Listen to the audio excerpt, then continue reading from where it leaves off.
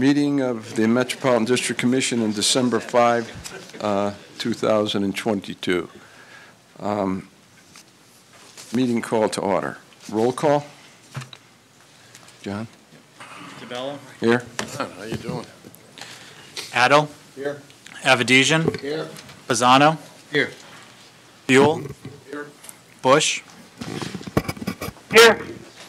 Curry? Here. Desai? Here. Drake? Here. Gale? Here. Gardeau? Here. Gentile? Here. Healy? Here. Hoffman? Here. Hoheb? Holloway? Here. LaChance? Here. Lester?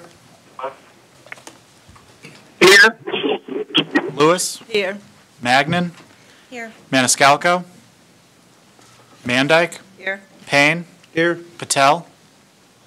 Here. Potowski? Salemi? Here. Taylor? Still waiting for the day that Patelski's here. Torres? Here. Vecino? Wolf? Carrier? We have a quorum. Okay. Stand for the Pledge of Allegiance, please.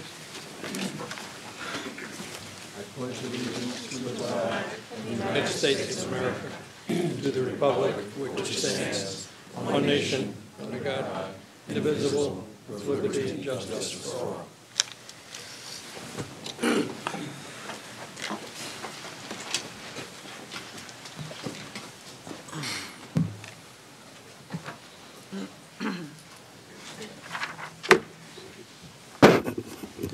Okay, approval of the minutes of the meeting of November the 2nd, 2022. Is there a motion? Second. Moved and seconded. Are there any additions or deletions? Okay. All those in favor, please signify by saying aye. Aye. Opposed? Aye. Opposed? Okay. Public comments relative to agenda items.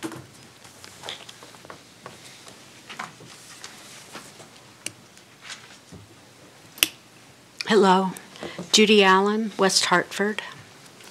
Good evening. I submitted written comments, so I won't go through that all, but I am going to be a repeat for some of you who were at the 4 o'clock meeting. As you consider water and sewer rates for 2023, I must again call your attention to the discounts for large volume water users. You all know only one customer can make use of these discounts. No other customer is even close. You've been told this is an economic development rate. But you know a discount rate with no end makes no sense after a new business is established. While there's nothing preventing you from reducing the amount of the discount, in the past 2 years there's been no discussion that a reduction over time was being considered. This rate has failed to accomplish its goal. It has not attracted any new industry. It has not resulted in your only large volume customer that qualifies from buying extra huge amounts of water. And you have heard me say this numerous times, it's not new. The action you should take is quite clear. What is proposed for next year is a rate for large volume users that is 75 cents less than the rest of us pay. Take one baby step toward making this a true economic development rate. Reduce that rate by just 1 nickel. This customer is here, established, they aren't moving out, they don't need a discount to make a profit, just a bigger profit. Ask the residents of Bloomfield how they feel about the large volume of heavy trucks going in and out 24/7, eating up their roads, causing extra pollutants and noise for those living close by. Nothing is ever 100% wonderful. Things don't always work out exactly as planned. There are always unintended consequences, but you can respond to them. MDC is abundantly fortunate to have plentiful water. Other parts of our state are in dire need. Please set an example of being good stewards of the state's water and don't give it away while others struggle. Thank you. Further public comment? Further public comment? Public comment is closed. This is a very long agenda this evening, and I'm going to ask that we move two things around so we can move this forward. I think we should take the budget up first. So I would ask, if there's no objection, that we take item 7 and leave A, and then move B portion of that to 12B, which would be right after the budget. Is there any other changes, John, that we're going to make? That was it. Is there objection? Mr. Chairman, will you please adjust your speaker? I'm sorry, can you hear me now? Commissioner? Okay, I'm sorry. Okay, that's good. Without objection, we will make those changes to the agenda. Excuse me, Mr. Chairman, would it be 12I, right? 12I. No, you'd be, because there's A in there. Yeah. There's a 12A, isn't there? Yeah, but it's A, B, C, D, E, F. So it goes to H, and so it'd be 12I, correct? Yeah, I think I. It would be F. 12I, I'm sorry. No problem. It would be I. You're right. Yeah. Because we have to take those up individually, right, John? Yes. Yeah. Okay. That's fine. That's a report from the chairman. Number 7, report from report A, CHRO Affirmative Action Plan. Scott, is that going to be you? But it's going to be Rita, isn't it? Yes, Rita. Thank you, Scott Jellison. Rita Kelly, who's here tonight, she is our Affirmative Action Officer. And as I reported to you last week, we have another approved Affirmative Action Plan for the MDC, and Rita has been spearheading this effort since 2012 on our behalf. So, Rita, go ahead. All right, it's good to be here this evening. What I wanted to do was to give you an update on on the MDC Affirmative Action Plan. What I was going to do is provide some highlights of the plan, and also I wanted to talk about our meeting with CHRO. It was a very good meeting that we had with them, with the Commission on Human Rights and Opportunities, concerning our efforts as it relates to affirmative action, as well as equal employment opportunity. And then I wanted to talk about another important area around the affirmative action program, which would be our MDC affirmative action complaint process. So you all have a copy of my handout. Let's see if I can do this. Okay. Help. I'm trying to move the slide. Okay. I need help. Which one? That. Okay. Nope.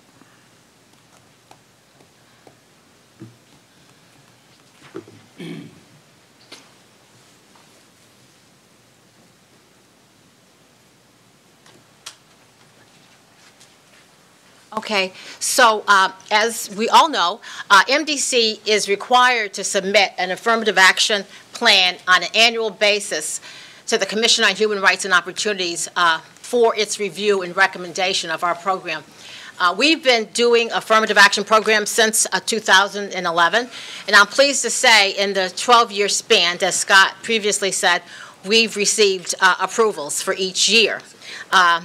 The last meeting of the CHRO was November 2022, and that's when we had our most recent approval.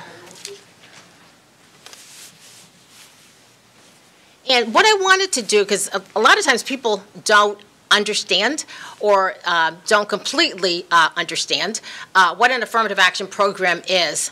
And basically, MDC's affirmative action plan includes these objectives and areas. It includes policies and procedures to ensure that employees are not discriminated against in the terms and conditions of employment based on a protected class. And it also provides a protection that if they feel that they've been discriminated against, they can file a discrimination complaint under the affirmative action plan. It establishes goals for attracting diverse applicants and developing applicant pools that reflect the region we serve. Now, everybody in their handouts got a copy of the workforce, MDC's workforce by occupational category, race and gender. And so our goal in terms of our workforce is to grow a workforce that reflects our labor market areas and the greater Hartford region that we serve. Also, as part of an affirmative action program, we identify barriers to equal opportunity and identify strategies for resolution. The last item I have there is we establish hiring promotion goals to address any identified underutilization of a race, sex group within our workforce based on the labor market. So our goals are based on comparing our workforce to the availability of people in certain occupations in the area where we operate. Now, one of the biggest misconceptions about affirmative action is that affirmative action is a program of preference, and affirmative action, as it's defined, within the state of Connecticut, it's not a program of preference. To provide preference on the basis of somebody's race or gender is against the law. But affirmative action, its goal is through recruitment, is to develop diverse pools of qualified candidates that reflect the geographic region that we serve. So the biggest aspect and element of affirmative action would be to make sure that we're reaching out to people and offering them jobs within the district and ensuring that people are aware of opportunities within the district. Now, EEO, which is Equal Employment Opportunity, is the goal of affirmative action. And EEO, the goal of EEO is to ensure that employment selections are based on valid qualifications which determine most qualified candidate. So in essence, our affirmative action plan looks at our recruitment, interview, and selection process to make sure that it's fair, to make sure that we've done everything we can to diversify our applicant pool, and then when we do establish an applicant pool, make sure that people are evaluated and assessed fairly and with set standards that are used across the board. Now, based on the CHRO review of our written plan and review of efforts to achieve the objective of the plan over the 2021-2022 reporting period, the plan was approved. And as part of that approval process, we met with the CHRO commissioners in November to discuss our program and to go over our efforts during the course of the reporting year. Now, our meeting with CHRO, I felt, was very constructive. Attending the meeting was Scott, Jamie Harlow, as well as myself. And it gave us an opportunity to talk about our efforts to reach out in terms of developing diverse applicant pools and attracting a diverse workforce to the district. So basically what was discussed at the meeting was outreach initiatives targeted towards attracting and growing a diverse, qualified applicant pool. But also this meeting gave us an opportunity to talk about some of the problem areas that we were encountering in fulfilling our affirmative action goals. One of the difficulties that we're encountering and is the fact that for a lot of the positions we're hiring, such as Utility Maintainer 1, they require certifications such as a CDL. Currently, nationwide, there's a shortage of people in this occupation. And so we had an opportunity to talk with CHRO about increasing our recruitment and outreach to actually attract people to these professions. And so we talked with CHRO about efforts to build interest in technical and skilled craft trades through programs such as the Learn and Earn program, the College Intern program, and partnerships with Hartford High School. Also, we talked about other recruitment efforts we could make in terms of developing partnerships to find out, if there's, certain areas and sectors that we could look to increase the pool of diverse candidates with CDLs and other technical skills that we're hiring for. We also had an opportunity to talk with CHRO about planned collaboration with technical schools and community colleges to connect the necessary education and guidance to future applicants wishing to attain the skills needed to qualify for positions at the district. So in essence, what we're finding is for a lot of the positions that we have goals for, affirmative action goals for, we don't see the diversity in the applicant pools. So we really feel that there's a need to increase our recruitment and actually not only recruit, but also work in partnerships to develop the pool of candidates in these areas, in these technical and skilled craft areas. Now, one of the critical elements of the affirmative action plan is this is discrimination internal complaint process. So I talked about recruitment and hiring and outreach, but also in terms of MDC, we have a responsibility to ensure that people are treated fairly, and also that people are not discriminated against in the terms and conditions of employment. So we do have a discrimination internal complaint process. Part of my role is that when employees have complaints, they can come to me, and I work with employees. When they come to me with issues, I discuss with them what their options are. And a lot of my work with employees around complaints involves assessment of complaints to determine if it falls under the affirmative action process and is based on a protected class. Basically, our internal process deals with complaints of discrimination. This is an opportunity for me to assess complaints with employees, and sometimes they're referred to the union, sometimes they're referred to HR, but there is an effort to make sure that even if it doesn't fall underneath the affirmative action discrimination complaint process, that employees are aware of their options and what they can do if they have concerns and complaints. Now, a critical part of the complaint process is an investigative plan. So when somebody comes to me with a complaint, it's more than just talking to them and listening to them. It's important, and it's required as part of our affirmative action process, which has been approved by CHRO, that when we feel that there has been a breach, that there is reason to believe that somebody might have been discriminated against within the district, that we develop an investigative plan. And this plan would include the gathering of evidence, witnesses, interviews, and review of documents. So it's more than just listening to, it's really a case of looking at all sides. This is a very prescribed process, and it's prescribed by CHRO to ensure that our complaint process is fair and objective.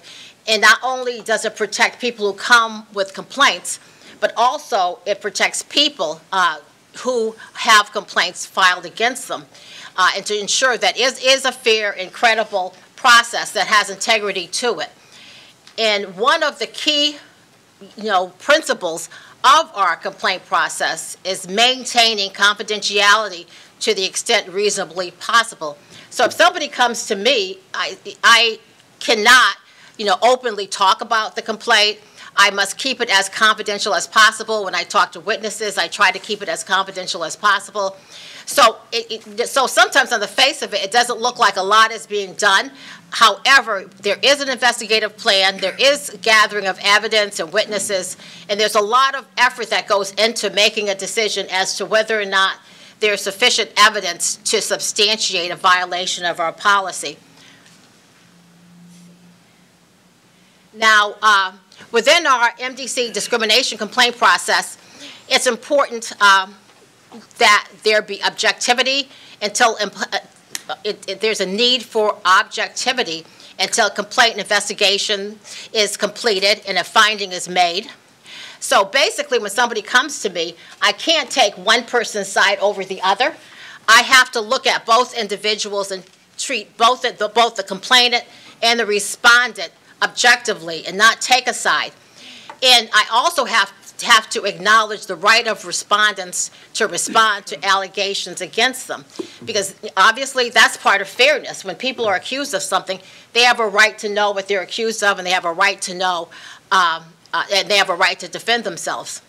So when a investigation is completed, the outcome of the investigation as to whether or not discrimination occurred is based on whether there is a finding of substantial evidence to support allegations.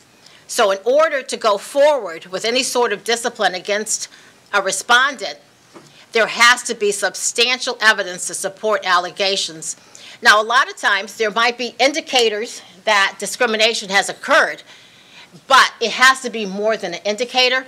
There has to be evidence that it occurred. And sometimes people might think that discrimination happened, but this is the way the process works, and it works in this way to ensure fairness. There has to be substantial evidence to support allegations. So, as I said before, our discrimination complaint process is a very important part of our affirmative action plan, especially as it relates to ensuring that there is fairness in a workforce free of discriminatory practices. Thank you. Thank you, Rita. Are there any questions? Thank you, Rita. Thank you very much.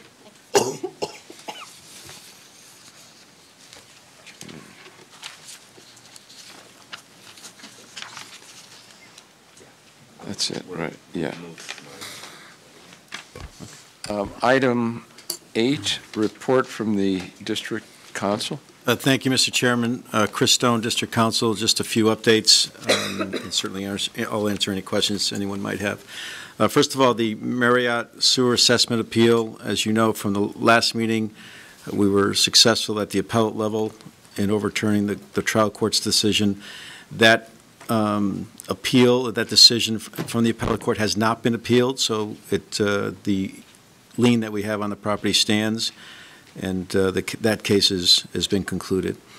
On the landfill cases, we have, as you know, 3 cases, 2 of which remain pending in the State Claims Commissioner's office. The 3rd case, which happens to be the first case we brought, we received permission from the State's Claim Commissioner to bring suit against the state. There was some health issues with our counsel that have been resolved, fortunately, and that case will be filed on Wednesday of this week. On the tunnel claim, this is the KOJV, which is our tunnel contractor, suit against the MDC and our cross suit against them.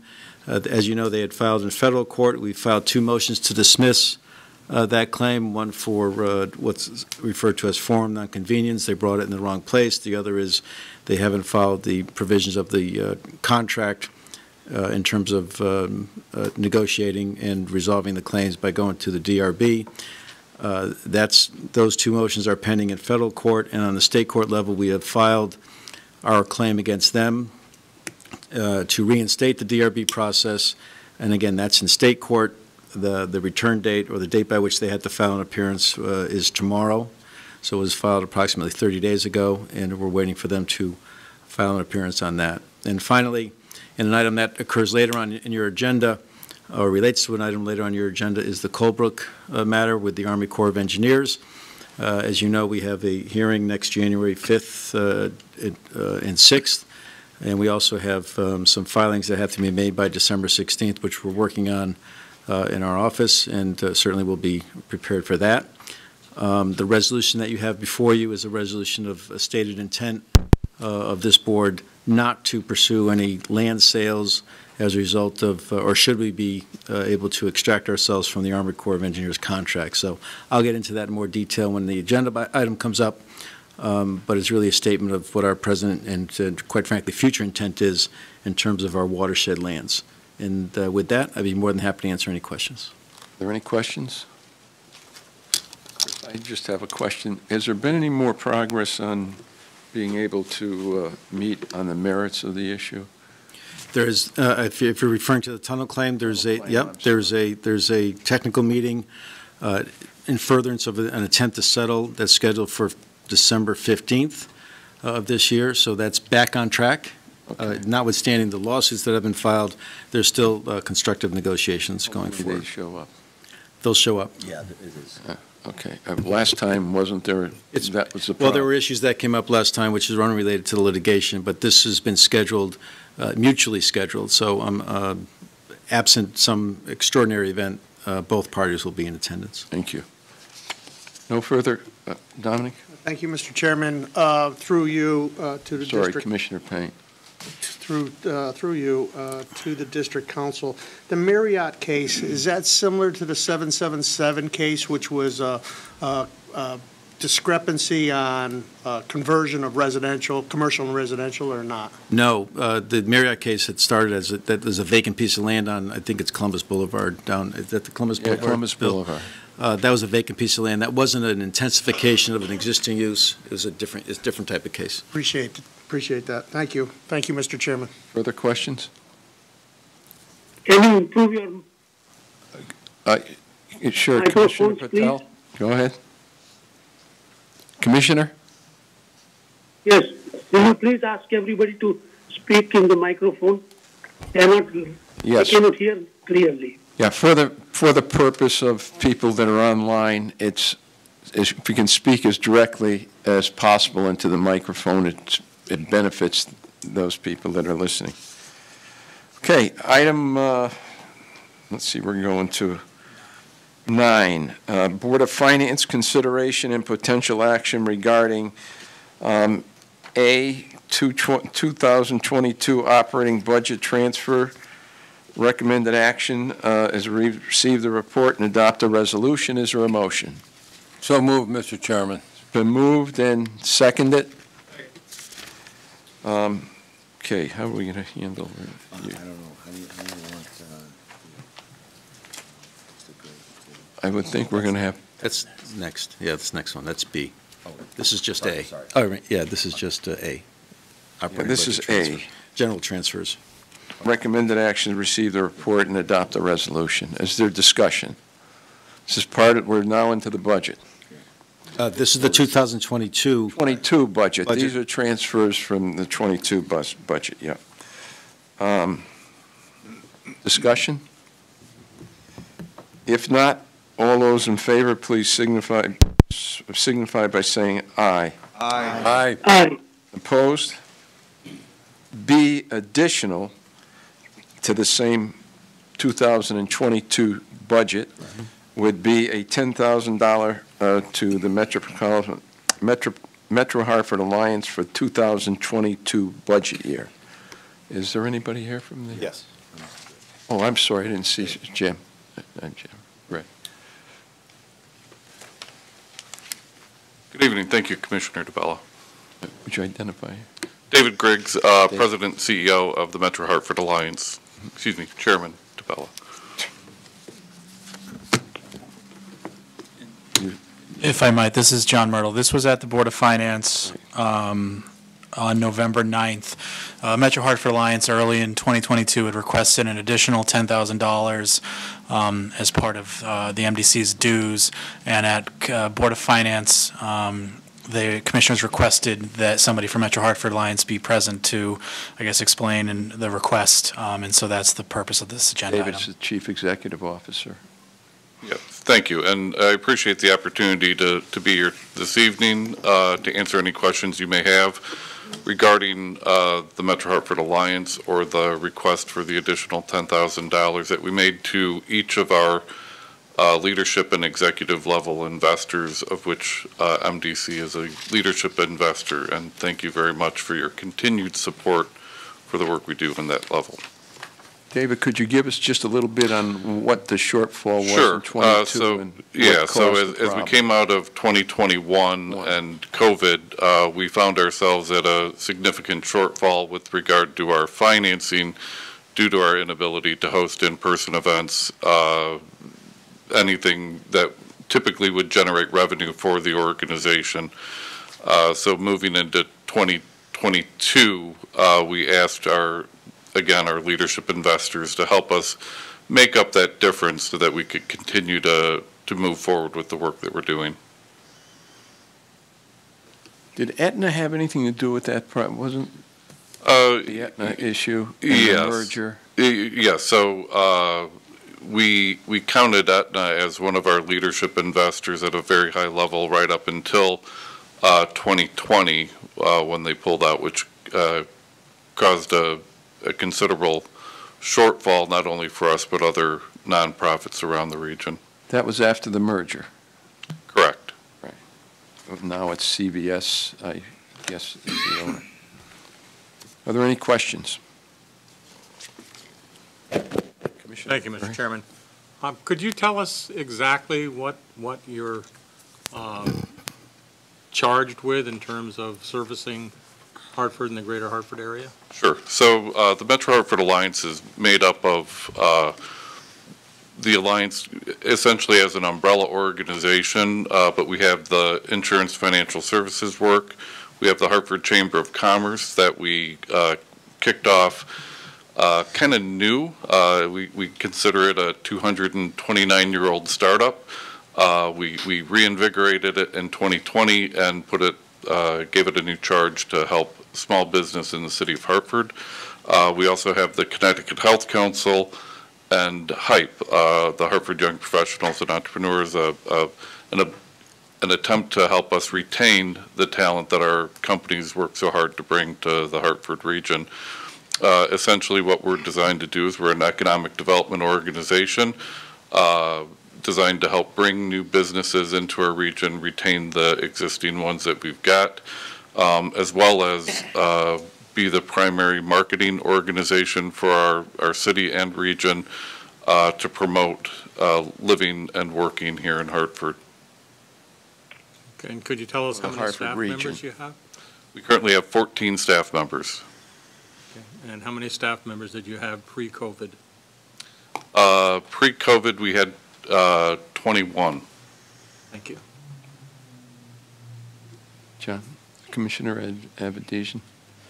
Quick, oops. There we go. Quick question. What was the total shortfall that you had? And number two, that $10,000 is on top of what that we already put in the budget? 110,000. 110. So the total shortfall for fiscal year 22 was right around 130,000.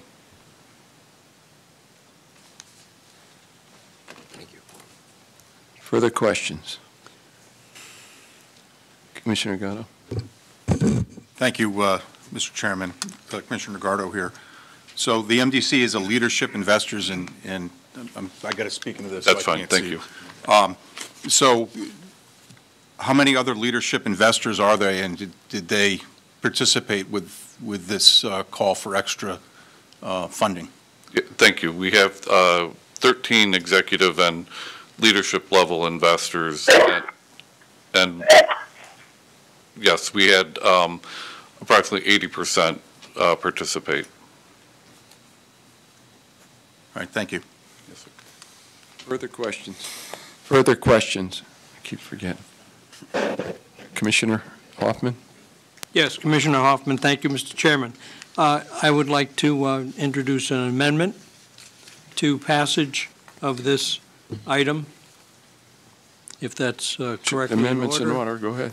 If I may, Mr. not Chairman, here. there's no motion before you. So any motion to either pay the 10,000 or not pay the 10,000 would need to be made from the floor. So Yeah. you have It's first crack at it. It's on the agenda. It isn't, I haven't called for a motion.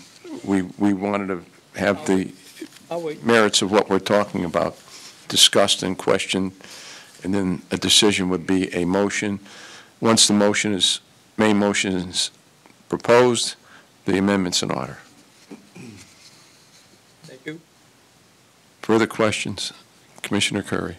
Thank you, Mr. Chairman. Could you tell us how many of your leadership group are other than private businesses, such as a public, a municipality, a regional body? Yes. Of the 13, 2. I'm rolling through them in my head. Two others, yes. That are not privately owned? Correct. Thank you. Further questions? David, thank you. Thank you. What's that? No, I just said Thank you, David. Okay. Okay, there's a motion. The action is recommended action is to receive the report and adopt the resolution. Is there a motion to adopt? I'm sorry, Mr. Chairman, this is John Myrtle again. There's no resolution or motion that's been drafted, because I didn't know which way the. Okay, So somebody would need to make. Someone's going to have to make that motion, and John can put it into the proper form if there's a question. Is there a motion to add the additional $10,000? Andy? I'll make the motion. Second? Okay, motion to amend? Yes. Thank you, Mr. Chairman. Commissioner Hoffman.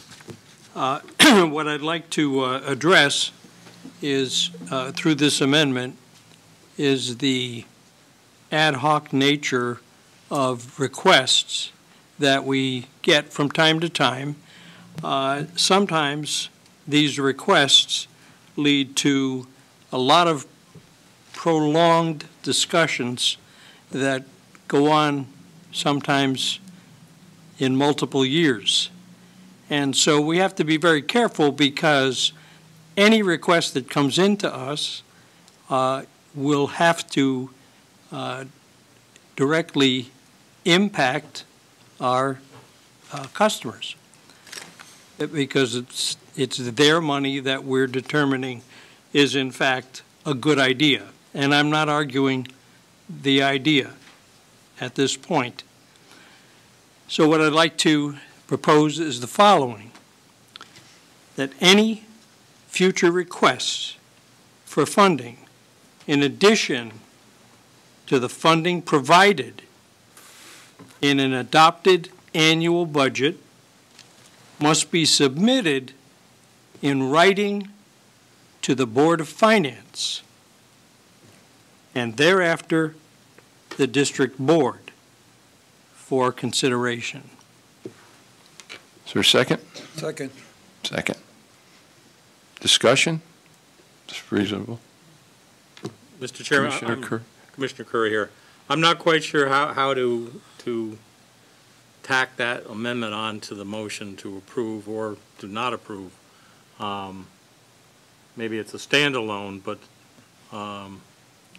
it's tough to speak out against an amendment when, for me, I would speak out against the main motion. So I don't think the amendment is germane to the motion.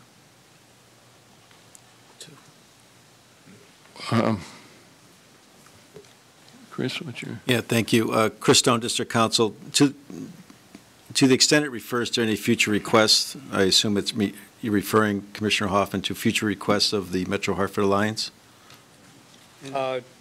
Yes, in this specific case. Then I would submit that it's germane to the underlying motion. Okay.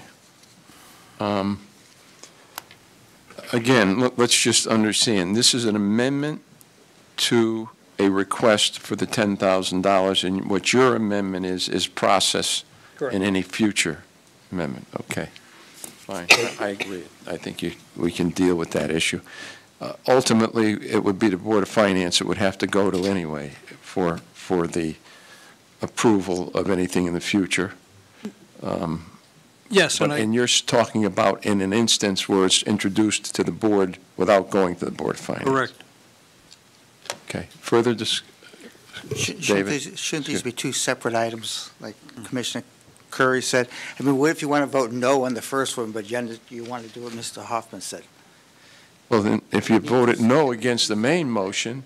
What? If you voted no, if you're for the amendment, and vote for the, I thought we were going to put them together. Didn't you just say they were going to be tied Well, together? this is an amendment. It's an amendment to add it into the main motion. So we can vote twice then? Well, you'd have to vote twice to make an amendment to the main motion would be the first amendment. They would be consolidated, and then you would vote on the consolidated main motion. I'm good. Excuse me. Commissioner Curry. Thank you, Mr. Chairman. I would speak out against the amendment. I think it's it's almost a reversal of what I believe is the intent of the amendment is, in that you're opening and allowing the camel's head under the tent, if you will, to set a process for future years where any of those organizations that MDC contributes to now believes that they can send a letter in and request additional revenue, in this case from the current year's budget. So I would speak out against the amendment.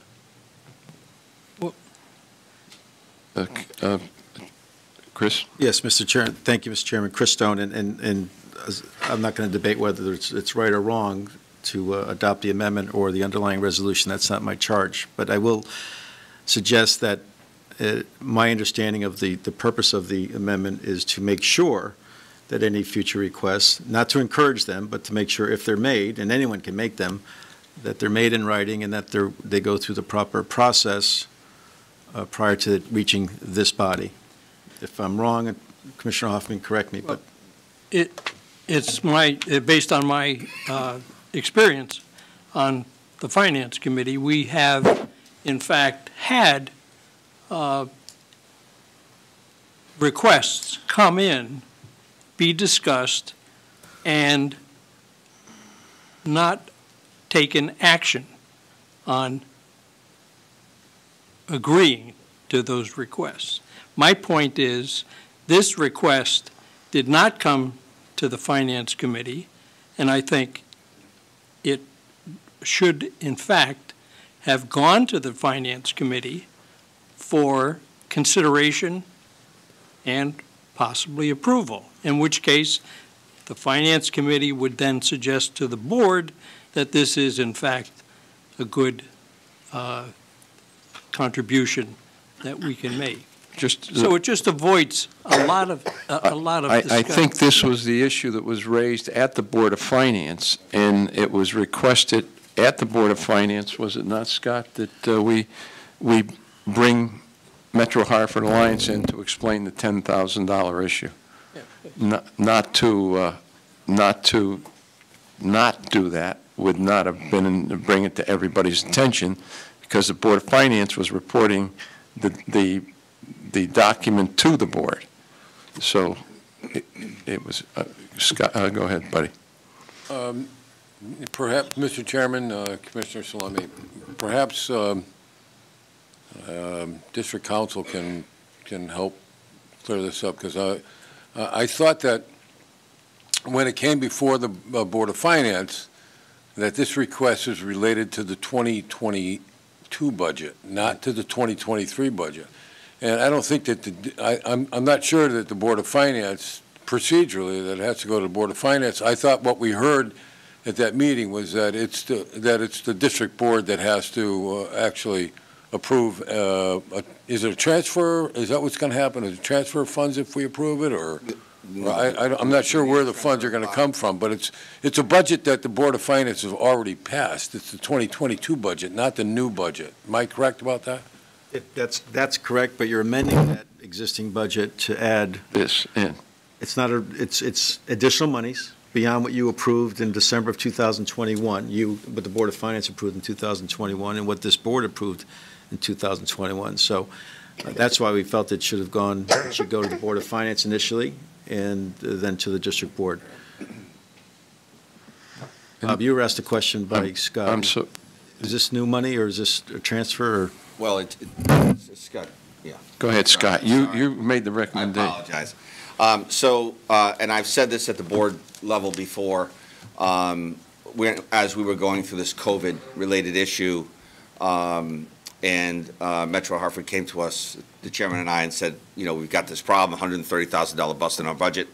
We're asking our participating companies to see if they could give us an additional $10,000. And what we said to them at that point was, we don't know. We will, depending on what happens at the end of the year, we'll bring it to the board. And I did raise it at the Board of Finance to make people aware, but it was not an agenda item. It was not, there was no resolution.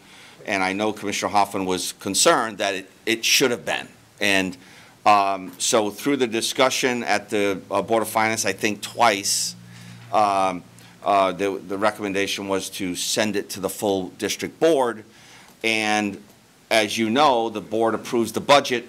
Within the budget, there was $110,000 allocated specific for the Hartford Metro Alliance.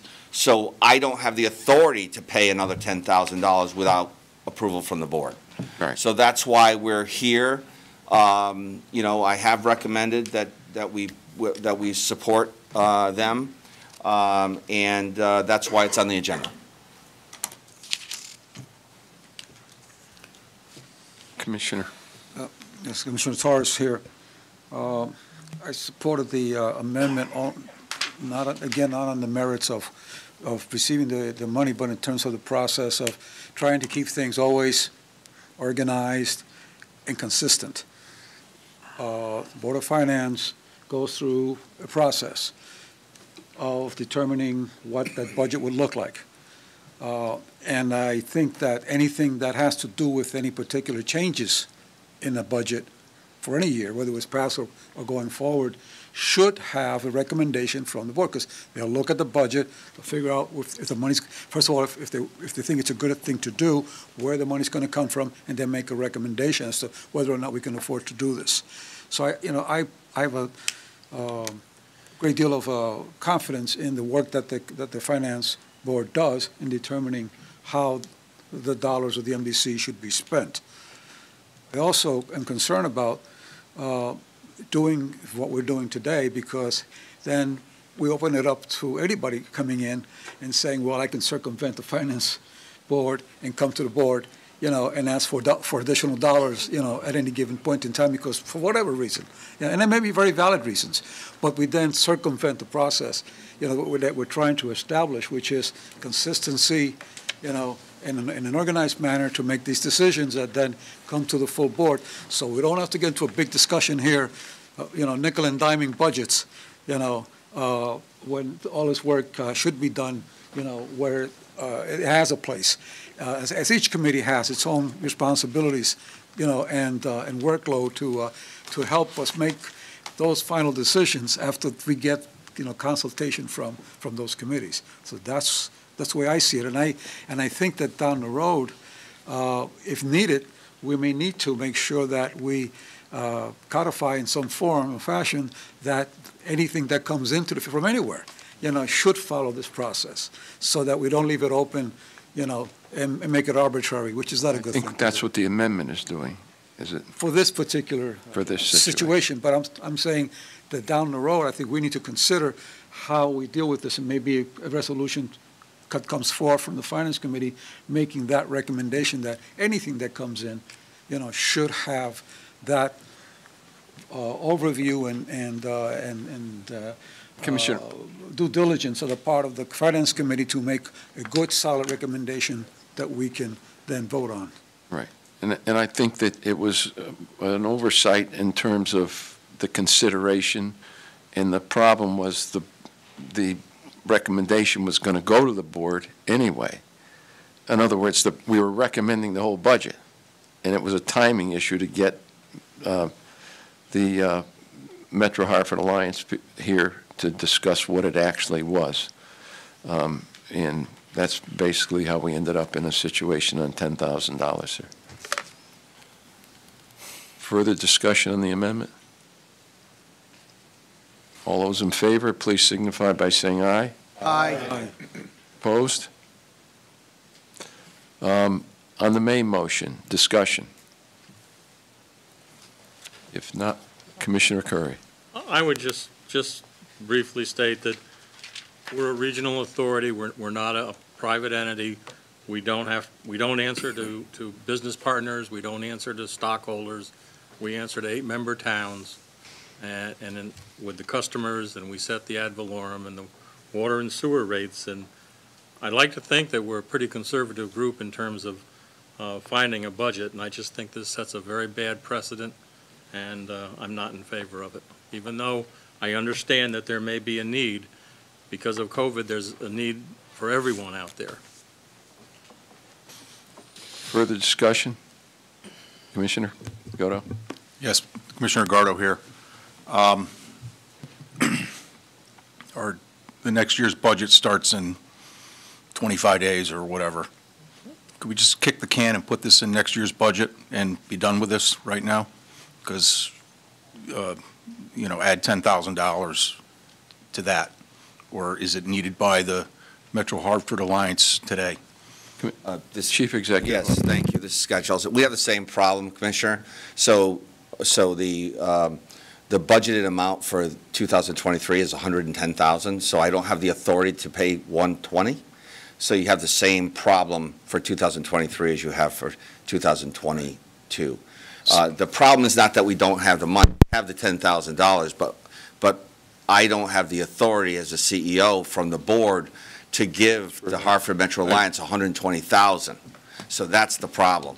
And so if we kick this down, we still have to amend 2023 budget.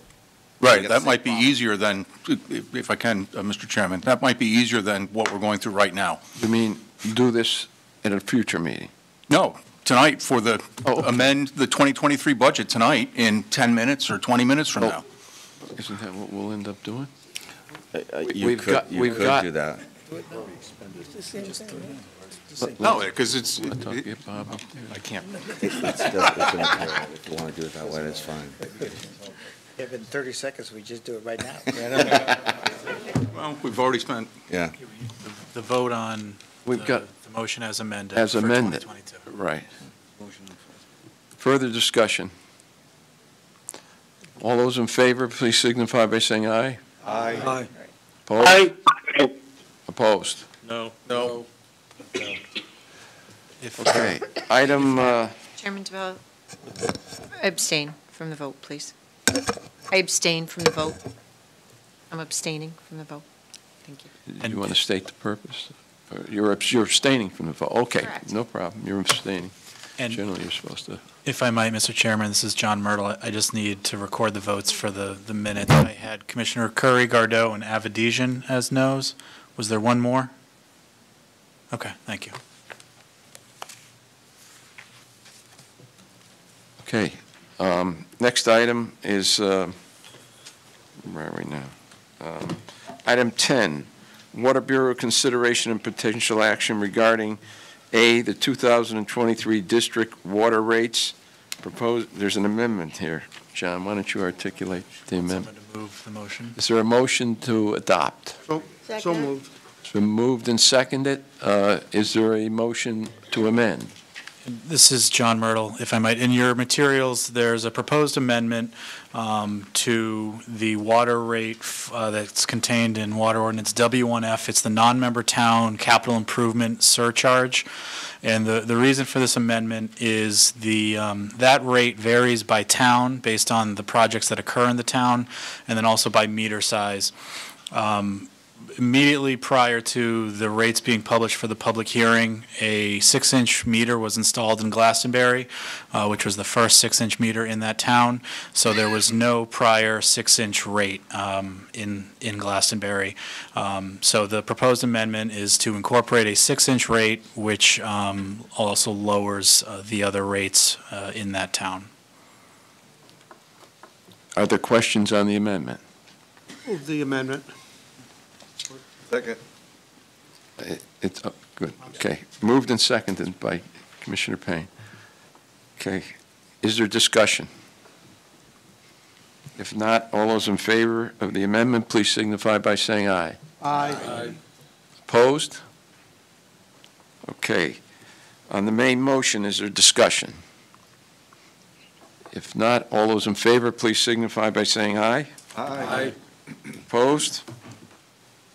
Item B, 2023 water rate, water assessment rate and miscellaneous water charges. Is there a motion to adopt? So moved. It's been moved and seconded. Is there a motion to amend? John? Yeah, this is John Myrtle. There's a proposed amendment that was in your materials. This is correcting a typographical error. The rate for the hydrant relocation, the existing rate is a $15,000 deposit, and then take the actual cost plus overhead, apply it against that deposit. That rate was just excluded from the rate sheet, so this amendment is to keep the 2023 rate the same as the 2022 rate, just getting it back into the approved rates. Is there any discussion on the amendment? All those in favor, please. We need somebody to move that amendment. Move the amendment. Sorry. Is there a motion to move the amendment? Move the amendment, Mr. Chairman. And it's been seconded. Discussion? If not, all those in favor of the amendment? Aye. Aye. Is there discussion on the main motion? If not, all those in favor of the motion amended signify by saying aye. Aye. Opposed? Motion passes. Item 11. Bureau of Public Works, consideration and potential action regarding the 2023 district sewer user charge rates and other sewer charges. Is there a motion to adopt? It's been moved and seconded. Is there discussion? If not, all those in I'm sorry. Discussion? If not, all those in favor, please signify by saying aye. Aye. Opposed? Okay, item 12, Board of Finance consideration and potential action regarding the 2023 capital improvement budget and funding proposed funding. Is there a motion to adopt? So moved.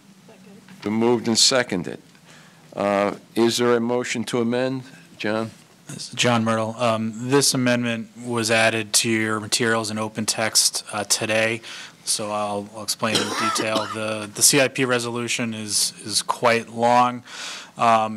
It's mostly cleaning up the language. The first proposed amendment is within it's on page 11A-3. It's within resolution number 1. There was a reference to water mains. This is a sewer project, so it's replacing water main with sewer. Next amendment is on resolution number 4. It's on page 11A-6. Again, a reference to water was stricken and replaced with sewer. On page 11A-18, resolution number 26. Again, a reference to water was replaced with sewer in section 1. 11 or 12? These are all technical amendments? 12A, John? Should be 12A. Thank you. Reference to the last two are to section 12 on your agenda, page 12. Sorry, John. No, thank you. On page 12A-20, resolution number 29, the bonding resolution title was cleaned up, striking elimination and inserting Newington, and then removing from the sanitary sewer system and inserting project. And the last one is on page 12A-22, resolution number 31, inserting after the Hartford Pollution Control Facility sewer shed, inserting N-30, which is a CSO outfall.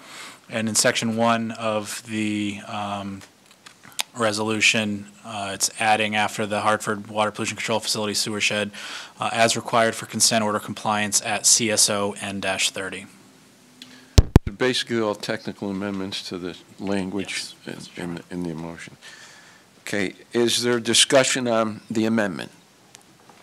If not, all those in favor of the amendment, please signify by saying aye. Aye. Opposed? To the main motion, is there discussion on the main motion? If not, all those in favor, please signify by saying aye. Aye. Opposed? Item A passes. Item B, 2023 budget expenditures. Recommended action, receive the report and adopt a resolution. Is there a motion? Moved and seconded. Discussion on the motion? If not, all those in favor, please signify by saying aye. Aye. Opposed? Item C, recommended action, receive the report and adopt the resolution in 2023 budget revenues. Is there a motion to adopt? It's been moved and seconded. Is there discussion? If not, all those in favor, please signify by saying aye. Aye. Aye. Opposed? It's adopted. Item D, recommended action, receive the report and adopt a resolution, 2023 hydroelectric expenditures and revenues. Is there a motion to adopt? Second. It's been moved and seconded. Is there discussion? If not, all those in favor, please signify by saying aye. Opposed? Adopted. Item E, 2023 ad valorem tax on member municipalities. Recommended action is to receive the report and adopt the resolution. Is there a motion? It's been moved and seconded. Discussion. No, without discussion, all those in favor, please designate by saying aye. Aye. Aye. Opposed? It passes. Item F, setting of District 2023 referendum threshold. The recommended action is to receive the report and adopt the resolution. Is there a motion to adopt? It's been moved and seconded. Is there discussion on item F? If not, all those in favor, please signify by saying aye. Aye. Aye. Opposed? Motion passes. Item G, deauthorization of the Clean Water Project established under the long-term CSO control plan. Recommended action is receive the report and adopt the resolution. Is there a motion? It's been moved and seconded. Is there discussion? If not, all those in favor, please signify by saying aye. Aye. Opposed? Motion passes. Item H, 2023 budget and approval process for commissioner travel to conference and seminars. Is there a motion to adopt? So moved. Okay, there's a proposed amendment. Could the clerk please read the amendment? Yes, this is John Myrtle.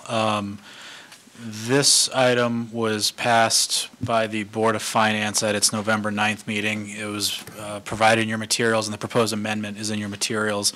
It allocated or designated $25,000 within the district board budget for expenses related to commissioners' attendance at conferences or seminars.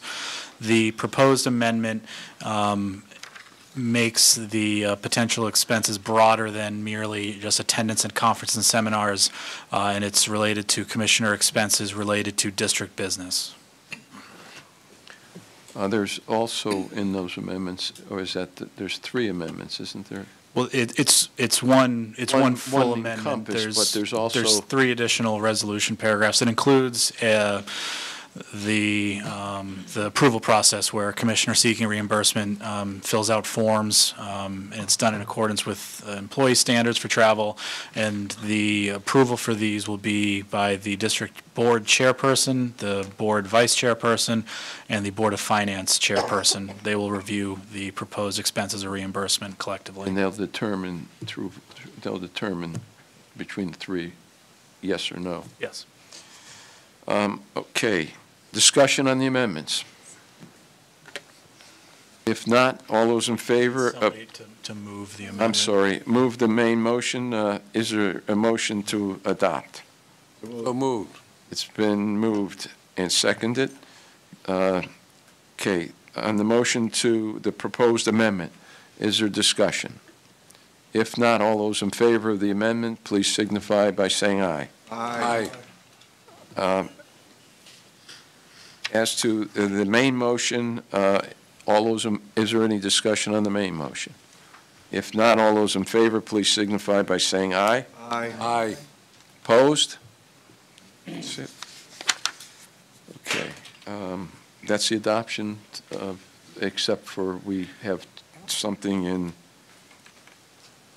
14. Correct, the ordinance Okay. revisions. Yeah. And then that That's will the be the bulk of ordinance the agenda. piece of it. or the Okay. budget. Okay, that brings us to item 12I. That is the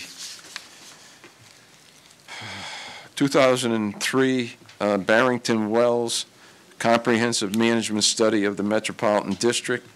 There is an 86-page report that Scott's going to spend 15 minutes on.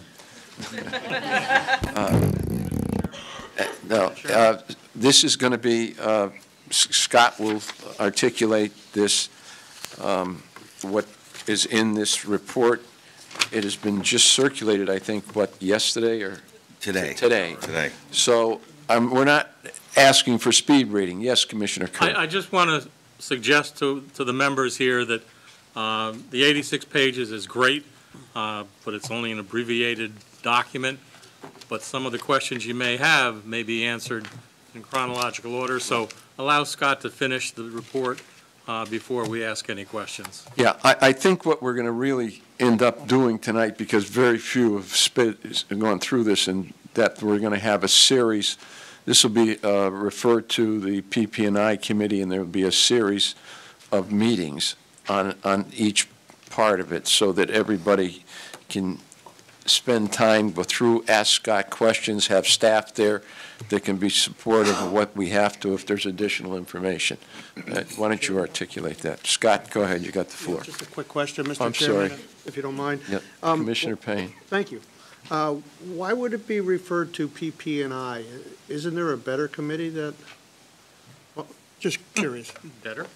That's where most of this, it's in the past has gone to PP&I. Management study and PP&I? Yeah. Well, let's let them get into it. We can discuss the referral issue if there's a problem on it. Thank you. We're still going to have a document that we got to do something. Or not send it to a committee and just have that discussion done through staff. All those, Scott, go ahead. You have the floor. Thank you. So, yes, as the chairman mentioned, Commissioner Taylor and the chairman had mentioned that there was a study done back in 2003, and we refer to it as the BWG study. And the question was, what have we done, MDC, what have we done in terms of analyzing our management and our procedures and policies since 2003? So one in a lot of discussions that have occurred over the last couple of months, one of the discussions we had was, and I appreciate that, was let's give Scott, the CEO, and his staff the opportunity to present to the commission, and whether it's PPI, whether it's the full commission, we would definitely have independent special meetings. We're talking about 3- and 4-hour meetings, the full report is 132 pages, which I did not give you. The staff has put in at least 1,000 hours. I've spent the last 3 weeks giving you an 87-page report. Up on the slides are 57 of those 87 slides. And so we're really trying to give you an understanding and a context. The first question I want to make sure the commissioner understands is, well, there's this 2003 report out there, and why didn't you implement it, right? What happened to this 2003 report? And so I want to give you a little context as to what happened at the MDC chronologically that may or may not have impacted the ability to implement this, or maybe this study should never have been implemented, and it actually wasn't implemented. So we're going to give you a little context of that. I was really hoping to have about 2 hours tonight. Then the chairman asked to put it down to 45 minutes, then a half hour. Now I got 10 minutes. And it's going to take me 10 minutes just to explain what I just said.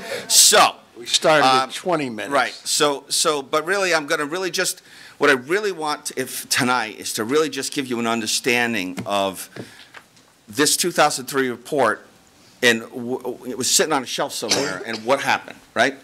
And really understanding what was going on at the district, and some of you may know, and some of you may not know, but what was going on in the district in terms of executive leadership really had a lot to do with this study.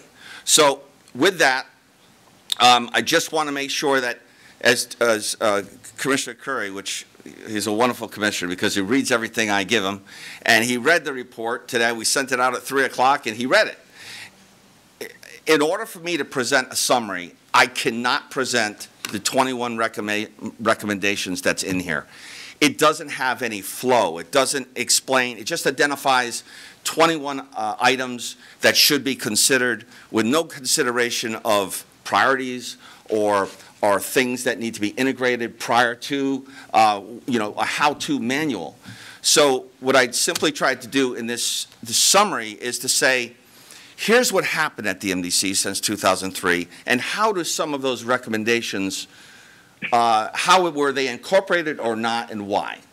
I don't think I'll be able to get through it tonight, but I will try, and there's a few things I really want to be able to cover tonight. So with that, I can't see from the podium, so I need my readers, and I need to be able to stand here, and I hope everyone can hear me. So, point the clicker towards the computer. Thank you. Thank you. Test it. It's going to be I'll have to get up. You can sit. No, that's okay. I can't see the. I have to go over here. I haven't been over here in like 7 years. So I guess.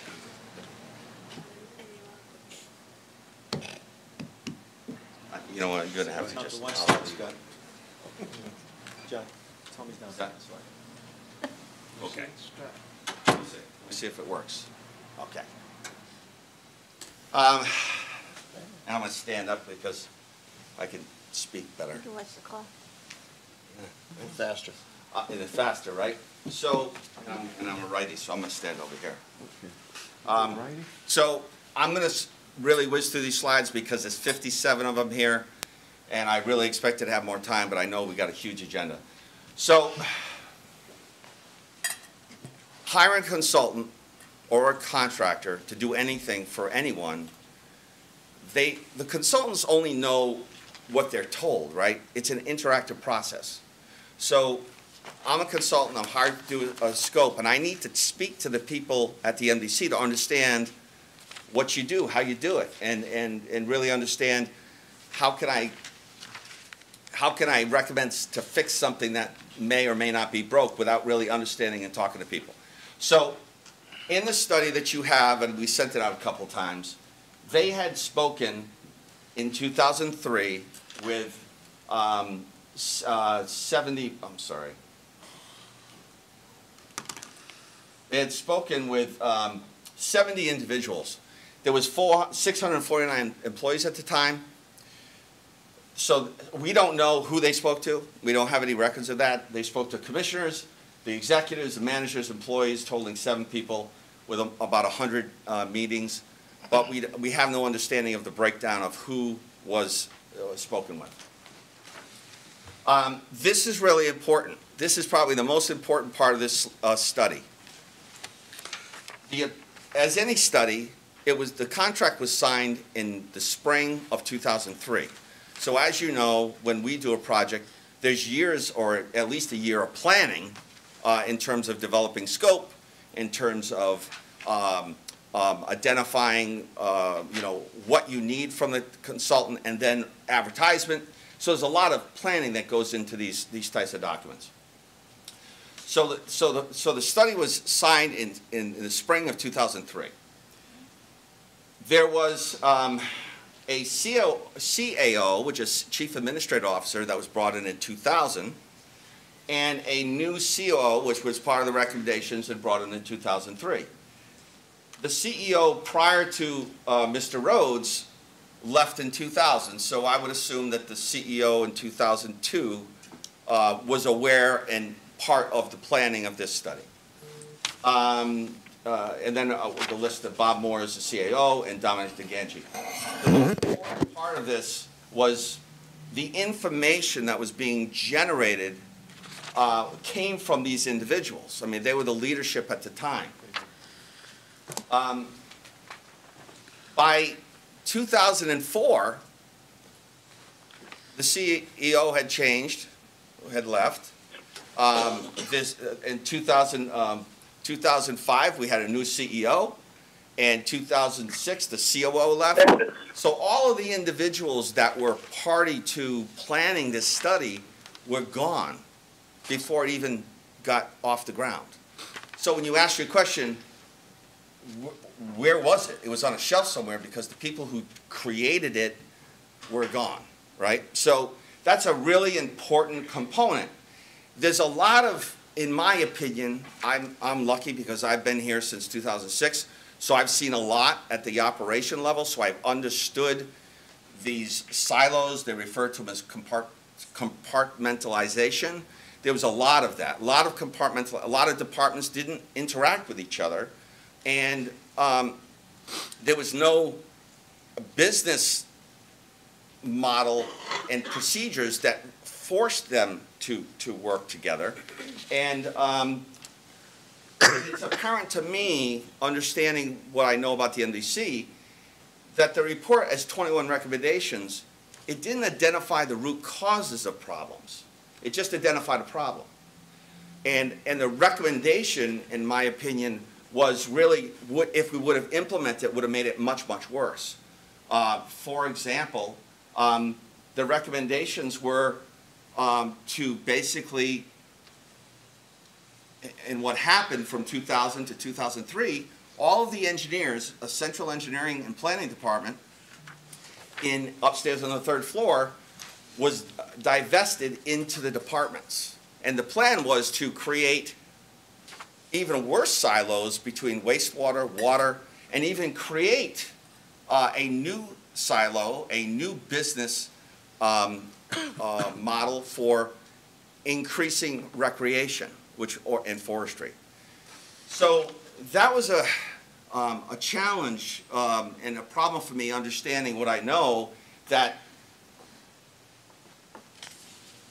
we were already getting consent orders and consent decrees in the late 90s. Why would you strip engineering with all of its resources and put it into the field? But that started before this report was written. It started in 2000. So again, it's an interactive process. The person you're talking to, the management that you're talking to at the time, that was their mentality, that let's have self-sufficient departments, drinking water, wastewater, at the time solid waste, and recreation and forestry, and let's have a self-sufficient department with engineering, with maintenance. But you can imagine if you had to have maintenance for water, maintenance for sewer, engineers for both, you'd basically double the size of the MDC, right? So that was my biggest concern with the start of this study. In 2005, a new CEO comes in, and I've said in the report, you know, every CEO, every board has its own mission. Some it gets dictated to you, and some, you know, there's a policy that the board wants us to do X. Chuck came in 2005, and he was confronted with a multi-billion-dollar clean water project that the MDC over, and the report shows this. There was lots of references in the report, and we know them to be true, that in that time frame, the management did not want to spend money. They were doing everything in their power to not spend money, not increase debt service, not increase the water rate, but unfortunately the maintenance suffered. And that really was the catalyst to the Clean Water Project. And I think, and I've said here, probably the best thing that this board ever did, and I know the chairman was a big part of that, was to hire Chuck Sheehan to initiate this program. He brought me in, so again, the COO leaves service here in 2006, and I've worked with Chuck Sheehan for 20 years at the Department of Public Works doing $2 billion of construction a year. So it was a great fit for me to come in and support Chuck in his efforts. You know, it's one of the Clean Water Project is the largest project in New England for a clean water project. I would suggest that it's something in our history that when people look back 100 years, they will be proud of this organization for doing what it did. There's a lot of cities in our communities across the state, across the country that aren't doing what we're doing. So it's, I'm just going to skip here because I want to just give you a flavor for what we did from 2005 to 2015. One of the reports says you must hire a CFO. Now, I've heard stories when I first got here in 2006, Lisa, and Milt Harris, right? It's an old retirement name, but there was a lot of turnover at the MDC in these critical roles. And so the MDC did, in fact, hire a CFO, John Zinzarella, in 2006, as well as hire myself. What I tried to do in the report is, this is exactly what came from the report. So I try to state the purpose of the recommendation. You will see me bouncing around because although this is one, it'll go to 6 and it'll go to 12 and it will jump around, but it's because of the chronology that's important. So I'm not going to state this, but as you can see, very important that you know the goal was to empower the maintenance or the operational departments to be self-sufficient. And this is one that is so simple but very concerning. In the report, it talks about the fact that operational staff, which we have a lot of tonight, didn't feel like anyone at the MDC at headquarters is listening to them. And yet, the goal of the report says managers of water and water supply lines of business should be officially I can't believe it. Like, why would you create even a larger silo by having the people, I'm a working CEO, working COO, working CAO. Everyone here works. Having managers at headquarters when you're trying to run the largest wastewater utility and the largest drinking water utility in the state up in headquarters doesn't make any sense to me. So my charge, we're off and running with the Clean Water Project. We're, getting ready. Chuck is getting ready. They hire create a whole new PMU because we stripped all of our engineers out of engineering, and we're about to execute this Clean Water Project.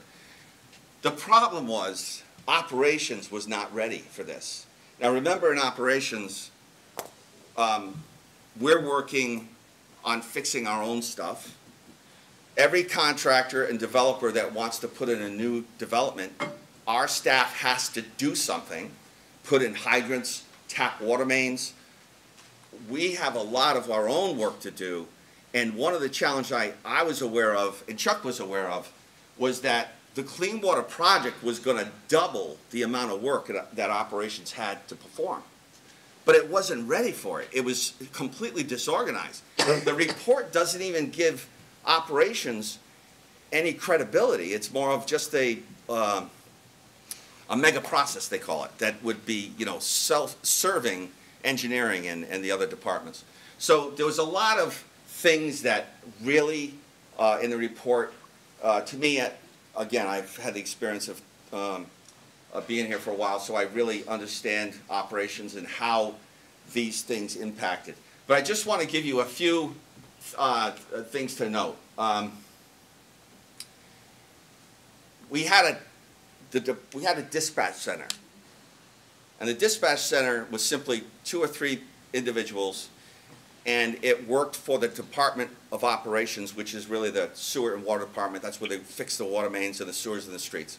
And all that group did was really call in crews. So if you had a water main break, you had to call in a crew. If you had a sewer main collapse, Tony would come in and fix the sewer. But you had 24/7. You had people that are there 24/7, but they weren't. Their job was not to be first responders. So in 2006, we were not allowed. I say we because I reflect down in operations. We were not allowed to access SAP. So think about this. Mrs. Jones calls in the middle of the night and says, I got sewer in my basement. Our guys go out, they put an Excel spreadsheet together. Mrs. Jones had sewer in the basement. We don't have access to SAP or the customer service account, so we can't document it. Excel spreadsheet. Mrs. Jones calls up the next morning.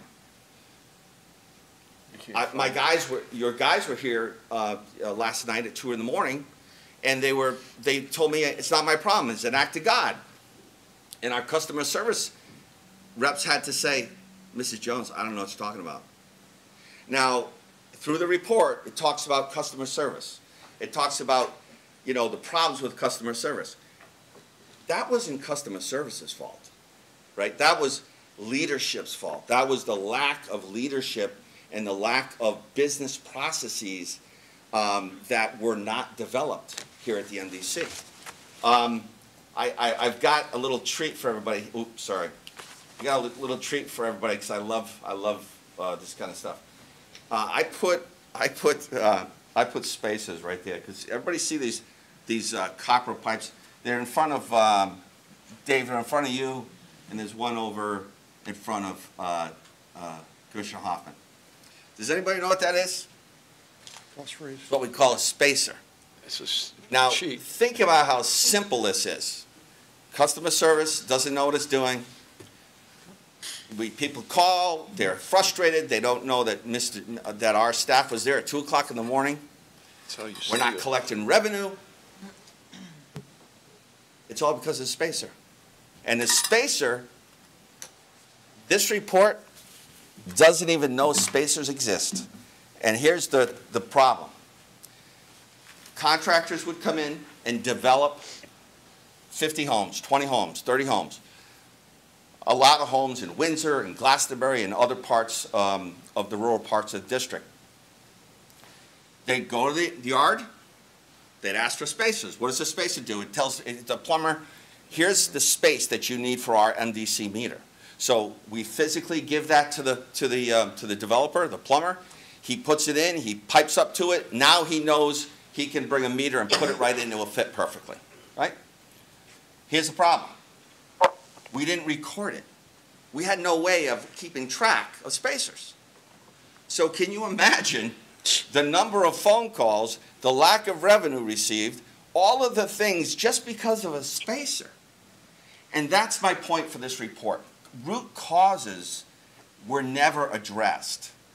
What we did was to start to address those root causes, not because of the report. I didn't even understand the report existed.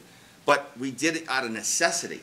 So from 2006 to really 2015, we spent, or really 2010, we spent mega amounts of man hours and woman hours in operations, making us more efficient so that we could deal with what was coming at us, which was the Clean Water Project.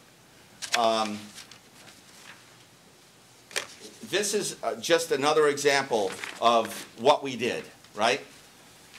We have gone from multitasking job descriptions, and we talk about this all throughout. We've talked about this a million times.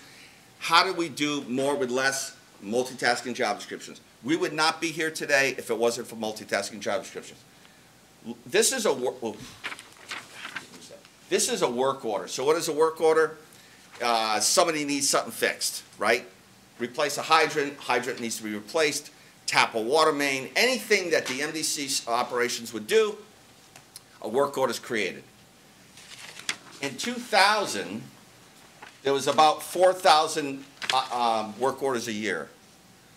In 2020, there was more than 10,000. That's what we saw back in 2000. We knew it was coming. And this is the staff level going down. We had 120 staff in operations, and now we have 89. But we've got the support of the unions, the multitasking job description. Our union leadership is actually, we're hiring more young people with the mentality and the qualifications to be promoted. And this is the result. We've seen less staff, but we're doing more work. I'm going to skip that one. Very, very important. We talked about the command center. It used to be dispatch, but it served just one department. We needed a centralized facility that would receive and disseminate information to everybody equally. So it wasn't partisan. It wasn't, you know, I take care of operations and the maintenance department or somebody else, you know, has to deal with their own issues. So this was critical. SAP. 2010, critical in getting operations, when I say operations, I mean all of our departments, to be united and self-sufficient and prepared for what was about to come in the Clean Water Program. A really important thing, and again, I'm sorry just to belabor this, but again, prior to 2010, the dispatchers just picked up the phone, called in Tony Panaleo and said, Tony, you got to come in for a sewer collapse. Now, in 2010, we have staff that have the same qualifications as the people in the field, so that first response, instead of calling in crews, waiting an hour for somebody to show up, now we have staff at the command center that can actually go out and can actually shut down a water main if they have to. They do it all the time. We're not calling it a crew, or we saying to the crew, you know, we shut it down, take your time to come in. But it allows us to not be calling in crews when we don't need them to be called in.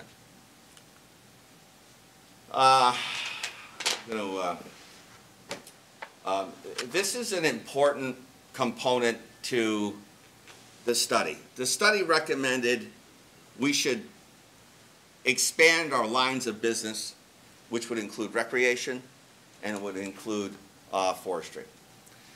And, you know, we've had this discussion a number of times in Water Bureau. So let's just look at what we proposed. This is the problem with making decisions based on staff. So we had staff in 2002 that really had no place to land because the CEO had left. So they created, as part of the study, the recommendation to expand recreation. Well, was that the right thing for the MDC to do, or was that just a way to deal with staffing that you had that you didn't have any place for them to land? So here's what happened by expanding recreation. We had 2 bicycle accidents, multiple million-dollar claims. Our overtime, when I got here in 2006, the overtime for patrol was $650,000. 10 staff, $650,000. And our revenue stream for recreation was $70,000. So you can see this doesn't make any business sense, right? We had a drowning at Lake Madonna. And so we realized that there's another way to deal with this. Let's use our patrol to do real patrol work. You know, we had 16 at one point up in Barkhamsted. They never came down to Hartford. People didn't even know they existed. And so we started to use our professional Chief Martin with his credentials to make us all safe, not just the watershed, but make our active shooter policies, make sure our employees are safe at work. And we started using technology, like everyone, right? 298 cameras. The cameras are available to the patrol officers in their vehicles, and at the command center. So doing more with less. One of the reports, one of the changes that we made that was not part of the study, the CAO at the time, meaning the position, not the person, but the CAO, they were in charge of IT, finance, HR, engineering, and operations was under the COO. And the problem with that was, and it happens today, and I'll call Kelly and Chris out, chiefs fight with each other. That's their job. Their job is to advocate for their departments. But when one chief is in charge of HR and finance, there was a clear understanding amongst the staff, and I lived it, that there's not a fairness issue there. You know, it's like I'm in charge of HR or I'm in charge of finance.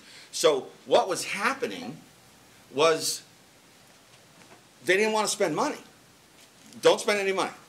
So what do? We don't spend any money, but now maintenance, operations, their backlog is growing.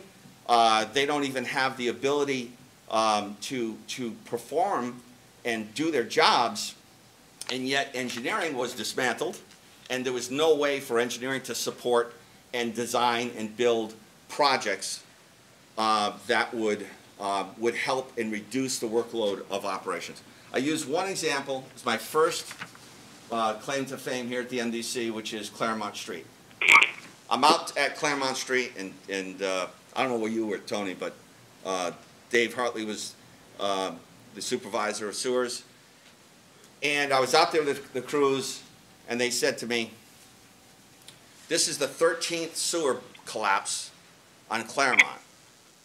And the street is only, it can't be any more than 3 football fields long. And I said to my staff, why aren't you just replacing the whole sewer? Well, we can't. Why? Well, because engineering won't let us. But we had an emergency sewer repair contract. And I said, well, why don't we just use that? And they said, well, I guess we could if you say it's okay. So here I am, the COO. I'm undermining the engineering department because they're not doing their job. And so that's why the position of the chief operating officer should be in charge of operations and engineering to prioritize the work for the district, because otherwise we're fighting each other. We've got so much money to spend, we've got so much staff that we can allocate toward it, and if we're all fighting for the same resources, our towns are the one that lose.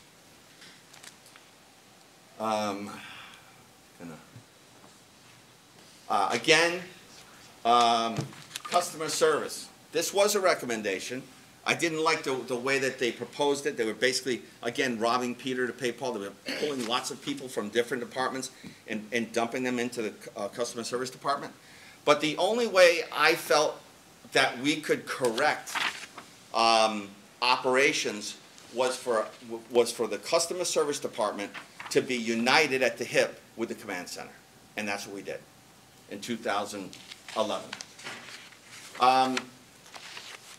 We've already talked about the spacers. We've talked about this a lot, but again, this is more about, you know, our customer service department getting the blame. It's like DMV, you know, or, you know, when you hate the state of Connecticut because of what happened in the DMV. Our customer service department took the brunt of all of our inefficiencies. But as we'd said, you had 40,000 estimated bills.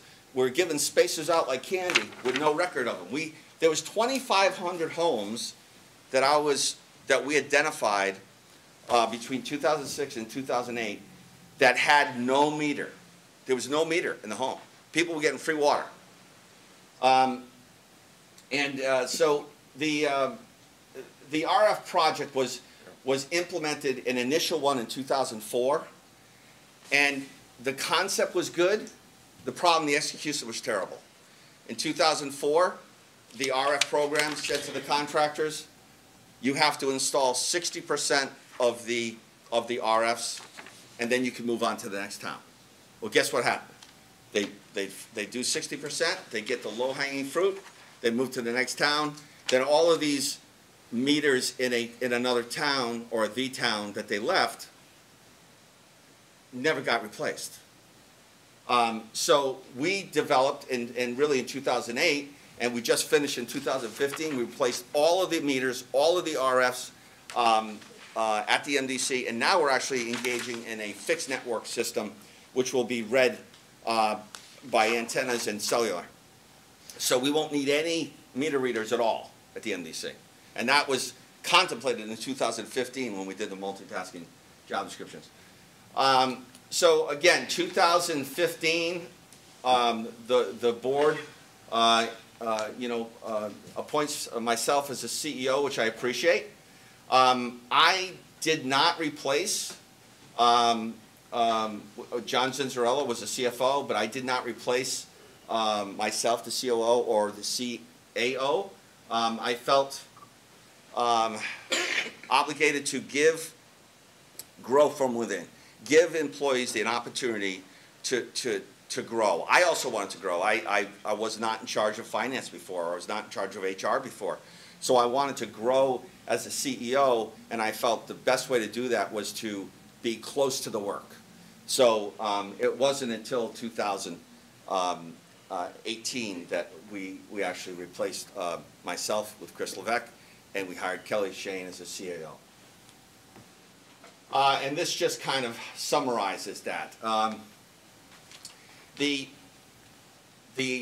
HR, in my opinion, must report to the CEO. For the same reason engineering should not report to the CAO.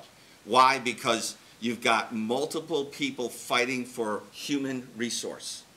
And if you've got one department, one silo, one chief in charge of HR, like what happened in the past, you will wind up with slanted, fairness of who gets positions, positions to the budget cycle. So I strongly believe HR needs to report to the CEO. IT, in 2015, the IT department, we had not filled the director since 2011. The IT department reported to the CFO. We were spending $750,000 because SAP had crashed in 2012, and there was really no leadership at that CFO role. So I had taken over IT, and we had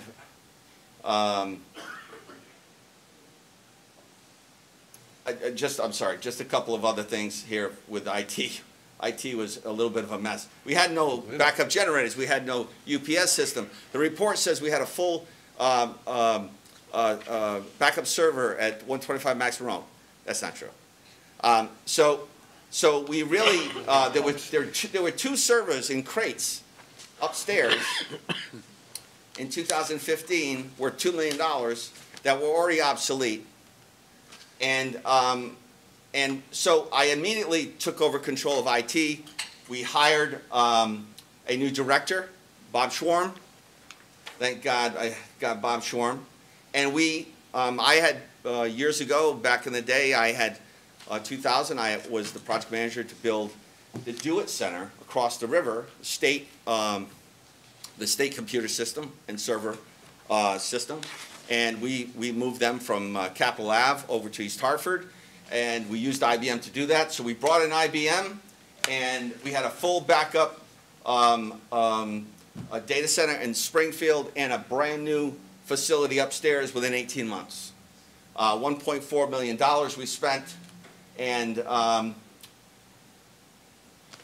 this is an uncomfortable part of the presentation because it's not so much about the BWG report, but it's history. It's what we had to go through, and it is it is public, it is real, but it was really difficult for us to move forward with lots of things associated with either things that we wanted to do or things that were identified in the report, and it was associated with the CFO.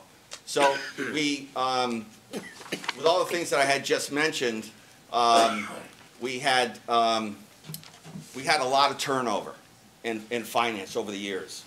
The CFO was with us for about 12 years. We had multiple people leave the organization, and I had the threat from the director of finance, which was just below the chief position, had threatened to leave. I convinced him to stay, and then finally one day he came into my office and said, I'm leaving. And at that point, I knew I had to do something.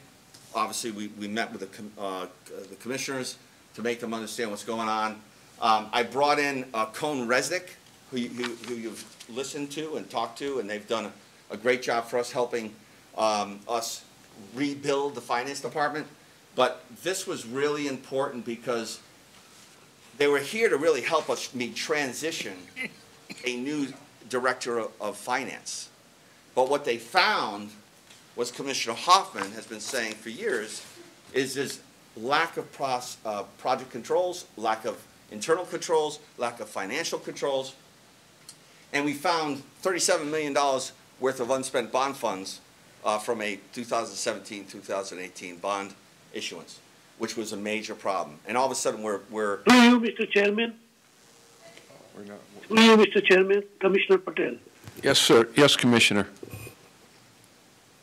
Commissioner? What he describes is obviously not good, and obviously a lot of improvements have been made.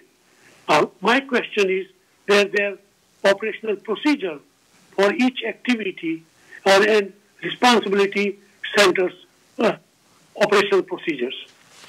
Did they exist then? Do they exist now? What is the status? Commissioner, could we go through and come back for questions? I think this is a rather lengthy process, so that let's let Scott make his presentation. I'm rushing, I'm fine. And we will take up questions after, hopefully as limited as possible, because there's going to be a significant amount of this as we go How forward. long do you think this will go on? Well, he's working at it. Separate meeting. He committed 20 minutes 2.5 hours ago. No, he's doing a good job. Go ahead. Yeah, so I'm sorry. So I apologize for this. It's tough to take 132 pages and to summarize it. Right. And you're on 23 right now. I'm almost there. I'm on page 23. So again, lack of procedures, policies, and everything that we knew, right? We were seeing, Commissioner Hoffman said every year, for 3 years in a row, what are we doing? Why aren't we fixing this, right? Why aren't we fixing this? So long and short of it was, through a lot of work with Cone Resnick, we spent almost $2 million with Cone Resnick, helping us rebuild the financial department from the ground up. New procedures and policies approved by this board, checklist from every department, Treasury, Comptroller, and Budget. That monthly report is reviewed by myself, our CFO, Bob Barron, and his staff, and Kelly Shane, and make sure that we are doing our job, right? But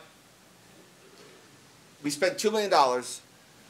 Cone Resnick helped us rebuild the department, not just on a policy basis, but there was a lot of people that were in the department that weren't valued. There's a lot of people that I was told, now I got to wait for that person to retire. I got to wait for that person to retire. Cone Resnick came in and told me the complete opposite. I said, I want to know everybody in that department, and I want to know their capabilities. And the people that were shunned in a way are now managers in the department. So Cone Resnick said something to me, and I've said this before. Kelly was very adamant to hire Bob Barron, and Cone Resnick said, if you hire Bob, you won't need us anymore. So we spent $39,000 in 2022. So we have rebuilt the entire finance department, and it took us 2 years and $2 million to do it. I'm going to skip this. I'm sorry. I'm going to skip this one. This is our data center, right? So 18 months, SAP crashed in 2012, nothing happens. 2015, I have IT report directly to me. We hire Bob Schwarm. Bob.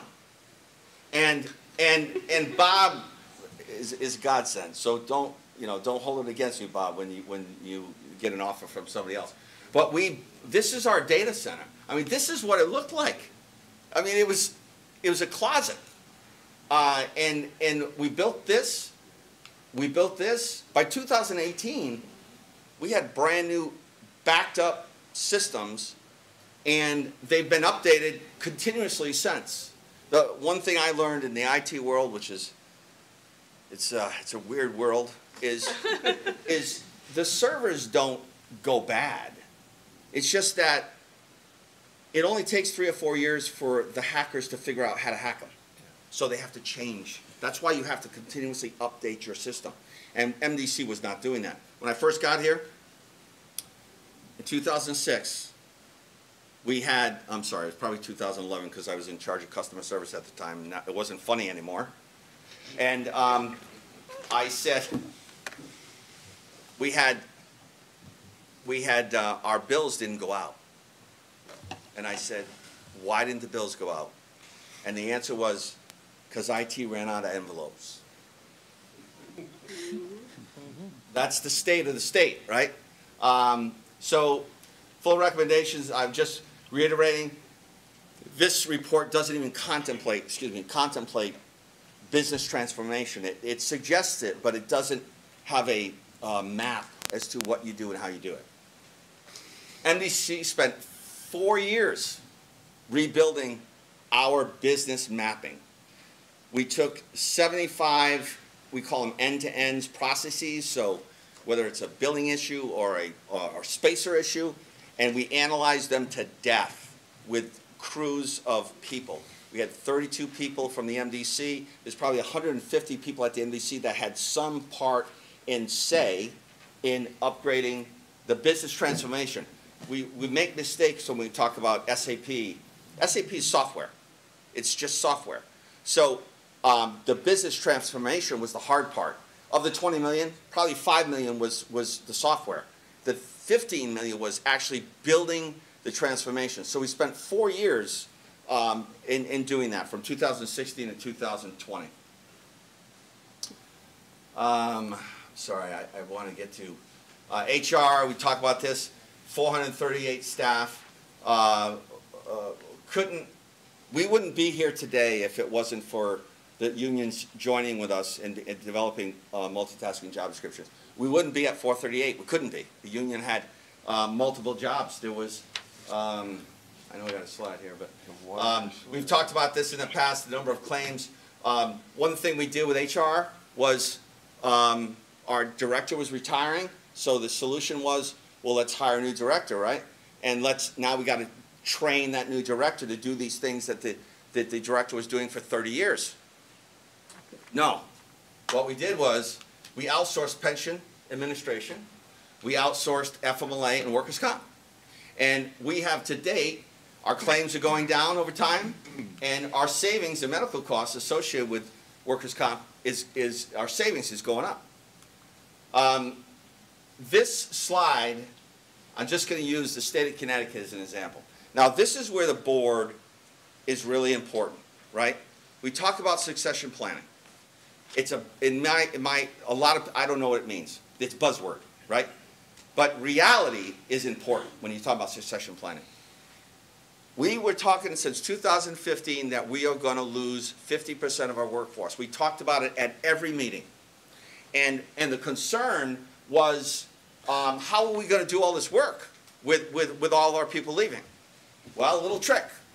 The trick was, make sure we have enough vacancies in the budget, which the board supported, and allowed us to hire people, meanwhile waiting for someone to retire, which allows us to provide succession planning and training. Just look at these numbers. Since 2015, the number of employees hired was 151. The number of employees retired was 196. But look what happened to the state of Connecticut in 2022. They just said, if everybody doesn't leave by such and such a date, you're going to get penalized on your pension. So everybody left. And as most of you may know, I get texts on my phone, I get emails. They're looking for any and all engineers, professional engineers. They don't have enough people because they didn't plan for it. They didn't have any succession. We did. It wasn't an accident. It was a plan of making sure we had enough vacancies so we could bring in young people and they would work along the side of our retirees rather than let the person retire and then start the process to hire somebody to replace them. You know, union negotiations, again, financially, 2015, 2018, we didn't focus on union rules. We focused on saving the MDC money without affecting and hurting our employee. We created, the report says there were 300 job descriptions with 700 employees. That did include CRA, but there were only a few job descriptions there. We now have 150 job descriptions with 438, but we negotiated long-term contracts. We went from the original 5% defined benefit plan to 7% contribution. Then we went to 7.5%. And we also, big one was in 2018, we negotiated with the unions that spouses would no longer be carried. People that were hired after 2018, their spouses would not get OPEB retirement benefits. It saved the MDC $45 million. Now that's over 20 years, but it's still, we didn't hurt anyone. Most of the families today, there's 2 people in the workforce. The logic was, why should MDC pay for everyone else's retirement, and we don't want to affect our employee. Revenues, I didn't, there's a lot in there. I didn't put them up here. I'm going to skip over that. Engineering and planning, this is really important. Like what happened with Chuck in 2005, the Clean Water Project was imposed on him, on us, and we had nothing to do but react to it. We had to do it. We are still in that. We still have billions of dollars of work to do. It'll be in perpetuity. The integrated plan is exactly that. You know, we were averaging $118 million a year in the Clean Water Project. We're averaging $70 to $90 million a year on CIP. That's forever. So MDC engineering and operations will be busy forever. That's important because we cannot get distracted from our responsibility to do core business, right? We haven't even talked about, we've been planning a water master plan since 2016. We have, Commissioner Payne just asked me about this. The West Hartford filter is the slowest sand filter basin in the country. It's 22 concrete vaults filled with sand, and it's just like a sand filter in your pool. Water flows in, drains through the sand, and it's some of the best water in the country. But they started building them in 1850. So we're planning, and it's got to come to obviously to Water Bureau and then to the full board. We're planning to start to execute that master plan. That's $700 million. We got to worry about the water rate, the clean water surcharge. There's a lot for us to worry about. So my concern is making sure that staff, the district board, stays focused on our core mission. This is just another example of doing more with less.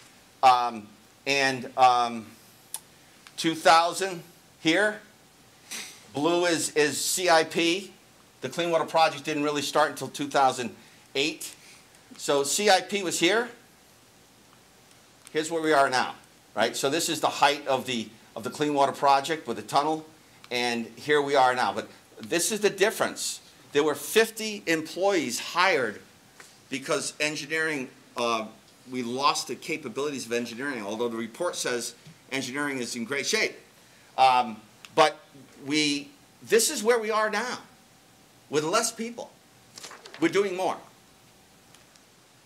Again, accelerated water mains.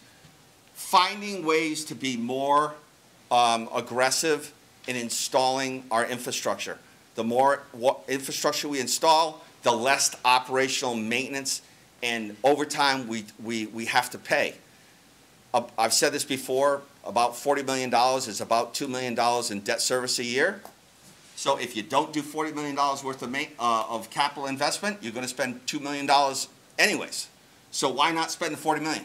And that's how the integrated plan was developed. That's how we sold it to the towns. You've got to spend this money or you're going to pay for it in emergency debt service or in operational expenses. So this is, I mean, this is real, right? This is real. I mean, you're talking 10 miles. This is what the engineering department did in 2000. Sorry, I'm rushing here. This is the best part of the presentation. I got to sit down for this because I can't read that and I need my notes. So we talk about succession planning, right? Buzzword, in my opinion. It's a buzzword. The board dictates succession planning. Why? You got to fund the positions, right? If you don't have assistant manager positions, assistant superintendent positions, crew leader positions, if you don't have these positions and you don't have the job descriptions to promote these people into it, and you don't hire people that are qualified to move up through the ranks, you'll never have succession. So as I like to do, I'm going to go, what page is that, Gary? You're 43, I think. 43, I love 43. 44. 44, okay. So I'm going to give an example of real succession. And this is what the board has done. This is what management has done by developing positions, developing budgets that would support. So I got this big thing here because I can't read that. The first succession was obvious, right? Chuck Sheehan, the board supported my appointment as a CEO. I had 9 years experience in the department, running operations. And that was a great thing for me and my family, and hopefully the board feels the same way. Chris Levesque, I'm going to go in order because I got this. Chris, can you stand up? Most people know Chris. I got this little report here. I found this in the files. Lisa remembers this. This was a succession planning document that I did in 2006, and Chris Levesque, he helped me write it. And we presented it to, I think it was the Water Bureau or something, but we were talking about succession planning in 2006. So Chris has 1, 2, 3, 4, 5, 6, 7, 8, 9, 10, 11 promotions at the MDC, starting as an intern engineer. That's succession. Kelly Shane, 2014, we hire her as the director of FARS expert for the MDC, director of procurement. And 2019, we promote her to the CAO. Susan Negrelli, I don't think Susan's here, right? Susan, project engineer. She was one of those people that left upstairs because there was no leadership there. So everyone went to the operational departments. Project engineer, assistant manager, director of engineering. Dave Ruddy. Where's Dave? Dave is our director of operations. You going to sit down? Dave, Can't see 2000, I don't know how he fits in that car. 1994, 1, 2, 3, 4, 5, 6, 7, 8 promotions at the MDC. Thank you, Dave. Tony. Hey, Tony. Tony, the entry-level job at the district, which still is, we call it UM1 now, but it was a sewer maintainer or a pipe joiner. Tony starts as the pipe joiner in 1989. 1, 2, 3, 4, 5, 6. 2022, he's a superintendent of that succession. We used to always, because we weren't bringing in quality people, we had to hire managers and directors and superintendents from the outside. When I first got here, there were pipe joiners, entry-level jobs. They were 50 years old, didn't have a CDL, and they were stagnating the organization because they couldn't move up in the system. So we couldn't bring new people in. John Fleming, just back from vacation. John came in a little high. He came in as a compressor truck operator, but that's still like second level of entry level jobs. And 1987, 1, 2, 3, 4, 5, 6, 7, 8. He's the manager of operations. When I got here in 2006, HR would not allow us to have, it's in the report, it's in the BWG report, we were not allowed to allow superintendents, 1026 people, to be on the interviews for lower level supervisory jobs. So for a kid, how old were you in 87, Tone? 18. And John, how old were you? 18. To come in at the bottom and be manager and superintendent at the MDC, that's succession planning. Carrie Blardo. 1, 2, 3, 4, 5, 6, 7, 8, 9, 10, 12. No, I'm kidding. 6, right? Clerk. She came in as a clerk. 95. I want to ask you how old you are. She's the assistant to myself, the CEO. I came in 2006 and I said, who's the best secretary at the MDC? And they said, Carrie Blardo, Carrie Blardo, Carrie Blardo. And I said, okay, posted a job and I hired Carrie Blardo. And then I created an enemy called Tommy Raffa, because it was his secretary, and he was mad at me forever. Lisa Remsen. Hi, Lisa. 1, 2, 3, 4, 5. Accountant. Now manager of budget, right? Ken Haynes. Yeah. Customer service rep, right? Yes. No, everybody's sitting down on me. Customer service rep, she's the manager of customer service. Sally did just retire, but she again came in at very entry-level engineer and retired as the manager of H&S. Is Olga here? Oh, Olga. Olga, HR generalist, and then it becomes the manager of HR. Dinah Fay? No. Dinah Fay, again, this is another example of Kelly and Bob supporting staff that most people said, yeah, I'm not sure that person can do this job. But with training and leadership, Diana is now the manager of Treasury, and I think you've met her during the finance. So I got more, if you'd like. We're going to hear more. Okay. Believe me, in the next yes, month. and we will. There's a lot more here, but I just wanted to give you a flavor of. Just because there was a report in 2003 doesn't mean it was a good report. I'm not suggesting it wasn't. I'm just saying that we're just trying to explain. Here's what it said, and here's what we think about it. But here's what we did. All the things that we're presenting in our presentation are measurable, right? They're actual. It's actual data. It's actual metrics. We can prove to you that this is real, and that's what I tried to do. I appreciate the opportunity to give me 45 minutes to do it. Sorry. I'm sorry. She got a time clock. So really, I really appreciate this. Like I said, the staff behind you, every one of them had an input in this. In the full report is 132 pages. We will present that by department, so that way you'll see and hear from the people that run the department and the staff, and they can talk about the recommendations and what they did and how they did it. And I think it'd be very helpful for the district. Are you through? Thank you. I am. Oh, sorry. That wasn't bad. I thought it would be worse. But it was. I think what's happened here, he's put into perspective the last 20 years and where we are and we've gone.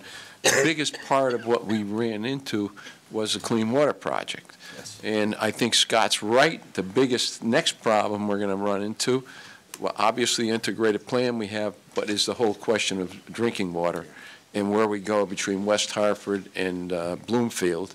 And that's a $700 to $750 million problem staring us in the face. So I think as we get into this, and it's not going to be 1, 2, or 3, you're going to go through 3, 5, 7 meetings to really understand what those prospective problems will be, what we did, and we'll go from there. So, and this is, Scott asked this, what, 3 months ago, 2 months ago, you put this together? Yes. And I think it's a great starting part. It's a great historical perspective of what we did, a lot of the problems that we had. And before Chuck Sheehan, the chief CEO, was what, a year and a half? You had two CEOs in less than 2 years. 2 years, right. It was difficult, and the whole issue of the data processing, Bob, was a real nightmare. Yes. In terms of where we ended with SAP and the conceptual issues we had. So there's an awful lot in here in terms of, you know, what really happened. And I think Scott has put it in just a small dose of where it's at. And we will now proceed on with those issues. Okay. I think we're going to have to talk about where we refer this. It probably makes sense that we refer it to just a general presentation system, and you come up with something. We will, yes. And we start to introduce this as soon as we possibly can, because this sets the groundwork for a whole lot of things we're going to do. We'll shoot for the end of December to start these meetings. There'll be public meetings, so we'll work with John and Chris to identify those special meetings. And like you said, I think, we've got really 8 departments that you really should hear from and understand what they do. A lot of commissioners have had tours of the wastewater treatment plant and some of the water treatment plants. It's a tremendous organization, and the staff that run it I believe that the people behind you are the best in the industry. And I'll put our people against anybody at any business in Hartford or across the country. We are very, very lucky to have the people behind us. Okay. I think just for Commissioner Patel, does that satisfy you, Commissioner, relative to how we're going to move forward on this process? And there's going to be 1,000 questions that are going to be asked, and we can get response to them. Commissioner? Okay. I guess it's resolved the issue. Okay. Item number 13, consideration and potential action regarding potential violation of bylaw B2K by Commissioner Taylor. Mr. Chairman, can I be recognized for the purpose of a motion? Sure. Yeah. Mr. Chairman, I move that this action or referral or whatever be dismissed, and I'd like to give some reasons why I think it should be, if I can get a second for the purposes of argument. Second. Thank you. Could you, let's get the motion so it's properly before us. John, do you want to work with the motion? I'd say the motion is to dismiss the action. Okay. I'm not sure I don't have the agenda. I just want to get the language properly stated as a resolution. Okay. For the floor, you have the floor.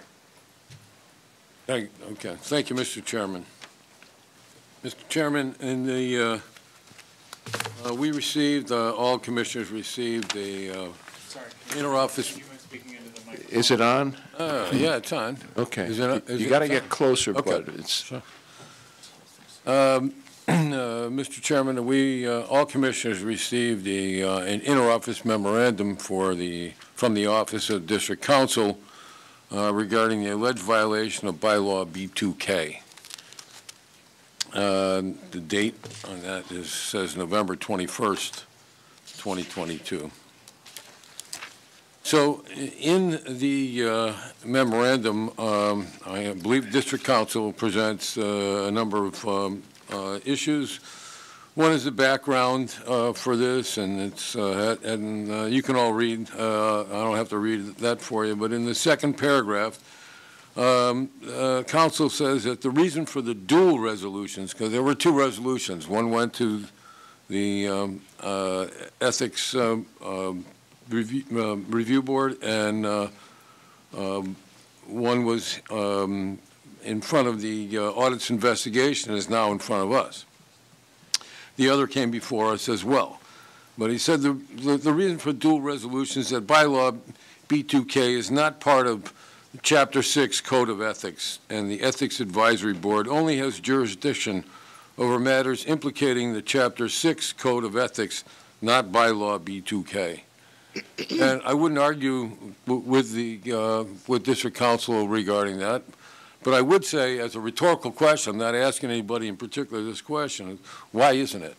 It prescribes the duties or activities or behavior of commissioners and sets out regulatory issues or a code of behavior for commissioners with respect to their interaction with the district. So I don't know why it's not part of the code. I think it should be. I acknowledge that it's not, because District Council says it's not.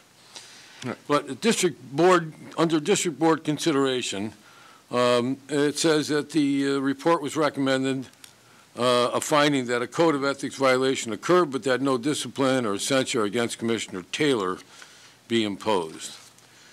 And later in the analysis of the complaint, it says that it's been pointed out that no active contract existed between the district and Sandler and Mara PC, specifically at the time of Taylor's communications, but that there was an active contract with unpaid invoices, including in 2021 when an active contract actually existed.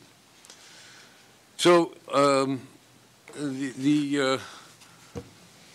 our council goes on to say that there's been some discussion about whether B2K applies only to the contract with consultants or contractors of the chief executive officer, as opposed to consultants or contracts of the district. In our opinion, that meaning the council's, this limited application of the bylaw is not supportable. The title of the bylaw is Commissioner Interaction with MDC Staff. It says B2K, Commissioner Interactions with District Staff, Consultants and Contractors. That's what the actual bylaw says. And the title of the bylaw is Commissioner Interaction with MDC Staff. The qualifying word district applies to category within the title. And it goes on to say that the use of the possessive its in identifying consultants, and I don't want to get into it. To me, I think that we could spend a lot of time and start sounding like Bill Clinton and defining what the definition of its is, but I don't think we need to do that. Mr. Chairman, I believe that the B2K says that in order to ensure proper adherence with existing protocols of the Board of Commissioners and to maintain awareness of issues or concerns that may arise, should any commissioner or citizen member wish to make a request of any district employee with ultimate reporting authority to the chief executive officer, including executive administration staff or any of its consultants and contractors regarding district business. Okay, my point would be that at the time the actual contract with Sandler and Mara in 2021 was not with under the ultimate reporting authority to the chief executive officer, but to the district council. Mr. Chairman, our charter in section 2-15 basically says that there shall be an attorney chosen by the district board who shall be counsel to the district and whose duties and compensation shall be fixed by a bylaw. It goes on to say that the district council of said district shall hold office during the pleasure of the board. The board may also provide by ordinance or otherwise for the appointment of counsel of such assistance as the board shall approve. And I believe that that means that the board can either hire itself or give the council the authority to hire other counsel. And under Section 2-8, District Board Organization, and I would ask if anybody questions whether or not the veracity of what I'm reading, they could ask the district clerk, and he can tell you whether it's he can verify whether it's a true recounting of it. The District Board of the Metropolitan District is authorized to appoint from time to time one or more deputies to the council, to the managers of bureaus, and to other officers or agents of the district. So it specifically calls out that the council can have other council appointed either by a district board or by himself. And it goes on, I would like to enter into the record, Mr. Chairman, that there's a definition for professional services, and it does not include legal services. Under Section G6A, General, with the exception of those contracts for professional services of an architectural or engineering nature awarded pursuant to Sections G6G, H, G, and E, all contracts for professional services in excess of the amount set forth in the Charter shall be awarded pursuant to the process set forth herein. For the purposes of this chapter, G6, professional services, this is a definition of professional services. Professional services shall include engineering, architectural, environmental services, management studies and advice, project management, construction management, automation, and computer systems analysis and design. You'll note that it doesn't mention legal services. Mr. Chairman, under Section G8E, Best Value Selection, it gives the CEO the authority to conduct interviews and to hire consultants. And it says that the district would be best served by the procurement of construction management services and all other professional services except legal.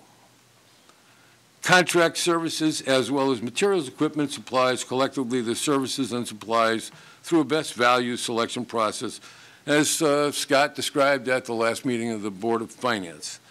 So legal is accepted specifically. I would submit that the contract of which a council spoke of that either was or wasn't enforced, but was enforced in 2021.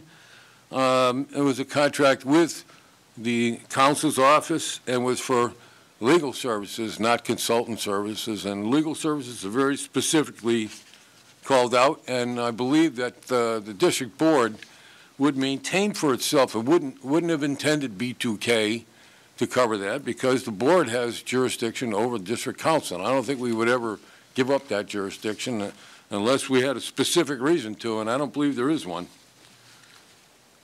And in addition to that, Mr. Chairman, if anyone wonders whether or not these contracts are actually held as I've described, some by the CEO on behalf of the district and some by district council on behalf of the district board, I would offer this document, which all commissioners received on August 12th of 2021. And it is a document that lists, and I believe the district clerk has this document and can make it available to you again. We all got it back then. Is that correct, John? You did, the email message that this document was attached to said that all commissioners received this. Yes.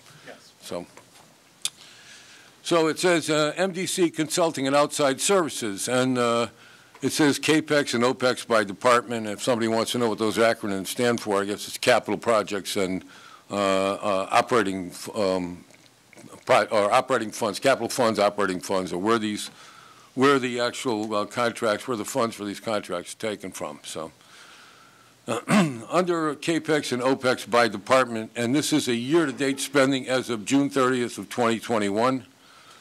I'll list some of the things that are on there. So program management consultant, clean water project, which is CDM Smith, and as of June 30th, 2021.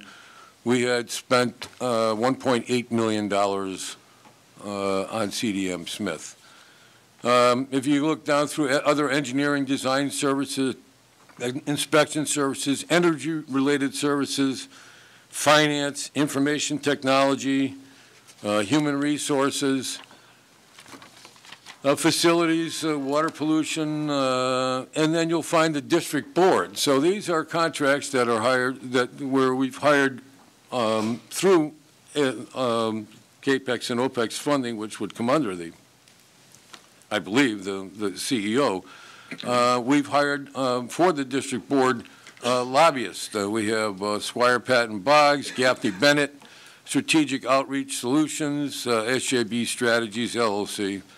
We also have, under this category, the legal department, where I believe that the CEO can ask for assistance through the legal department for other activities that he needs to perform on his end of accomplishing his work for the district. And so these are listed as lobbyists, debt service bonding, engineering design services, escrow services, and water. So I'm not sure why they're in legal, but none of those seem to be for legal counsel. They seem to be for consulting services, what you might call consulting services.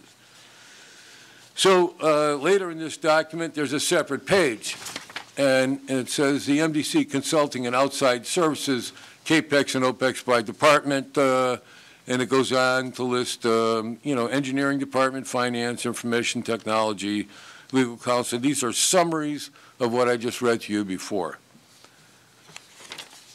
There is an additional page that's entitled the MDC Consulting and Outside Services Legal by Department, year-to-date spending as of 6/30/2021.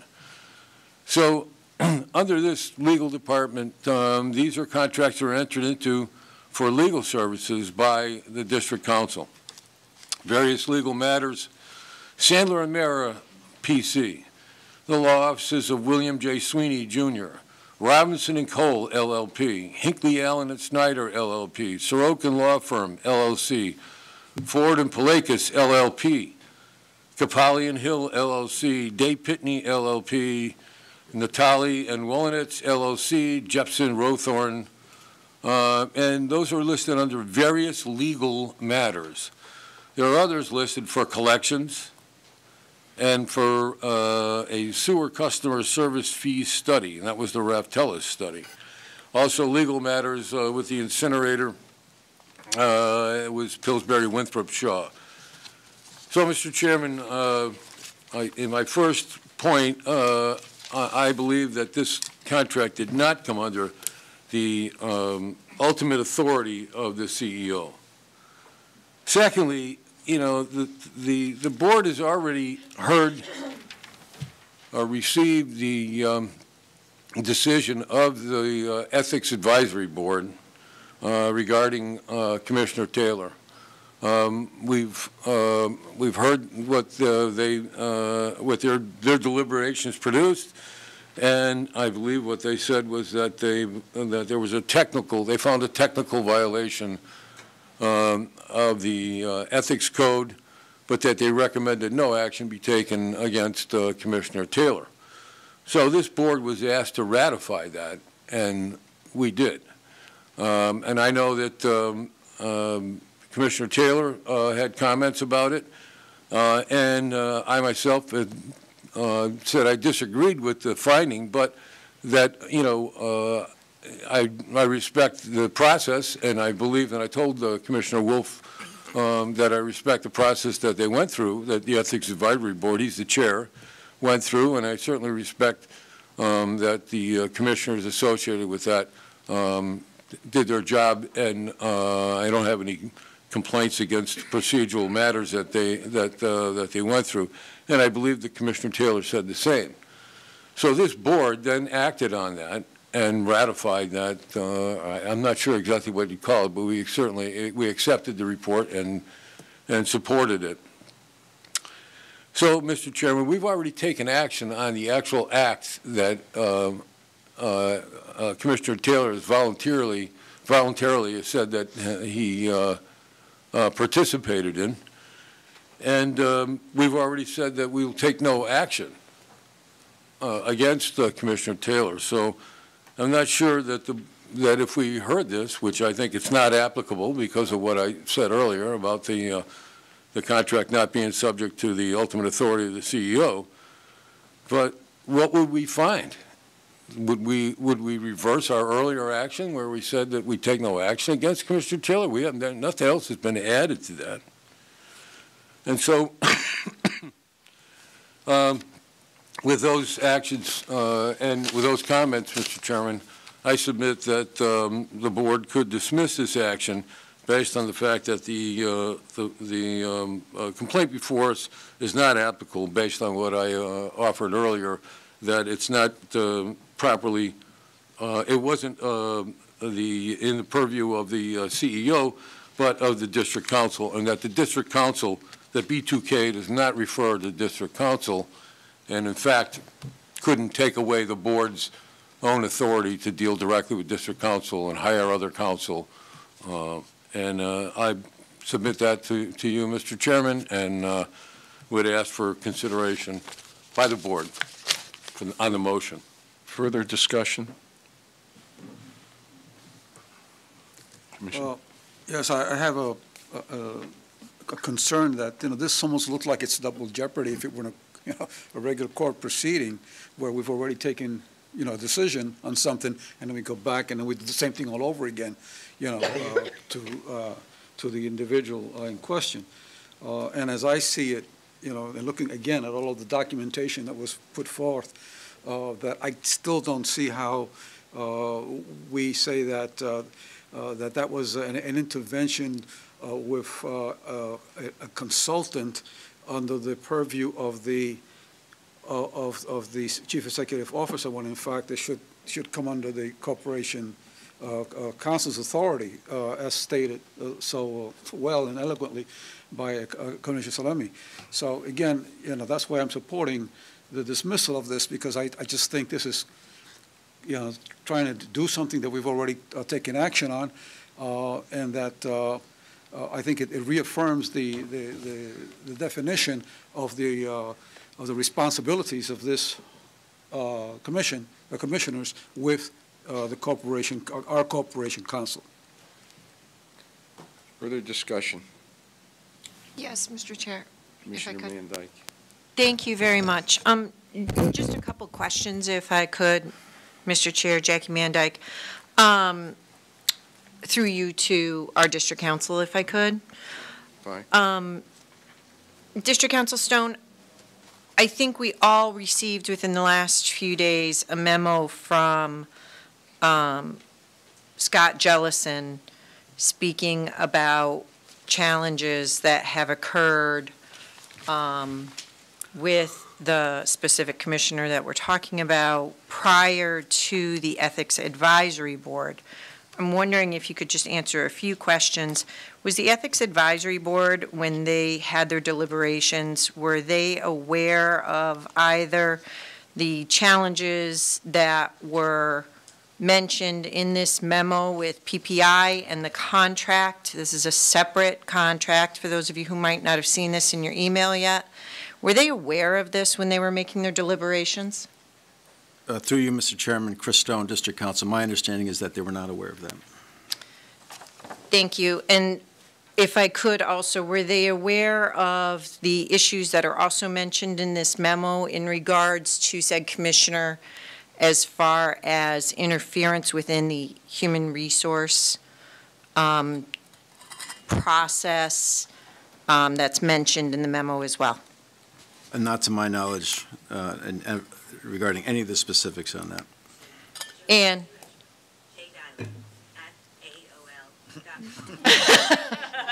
thanks, Judy. I'm glad I have that now. Excuse me, Mr. Chairman, I don't know who's speaking or how they're speaking. Can we please either leave the room or shut the device off that's running? Have we done that? Okay, thank you. Thank you. And I would also, if I can, again, my last question, Mr. Chair, at this time, District Council Stone, If you could explain, after listening to Commissioner Salemi, if you have any differing of opinion regarding his interpretation that he has just presented for his reasonings to go ahead and dismiss the proceedings or the discussion about a B2K violation. Sure. If I may, Mr. Chairman, through you, Chris Stone, District Counsel. First of all, you've all received the interoffice memorandum that Commissioner Salemi refers to, dated November 21st, 2022. It provides the detail on how the Office of District Counsel arrived at its opinion as to the applicability of B2K. We stand by that opinion.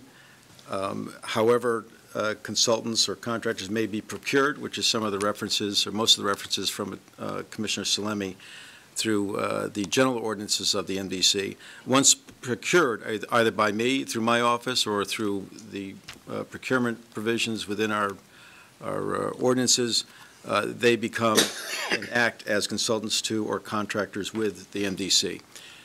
This is the entity. It's not me. All my lawyers, their client is the MDC. When they're retained, their client is the MDC and their lawyers for the MDC.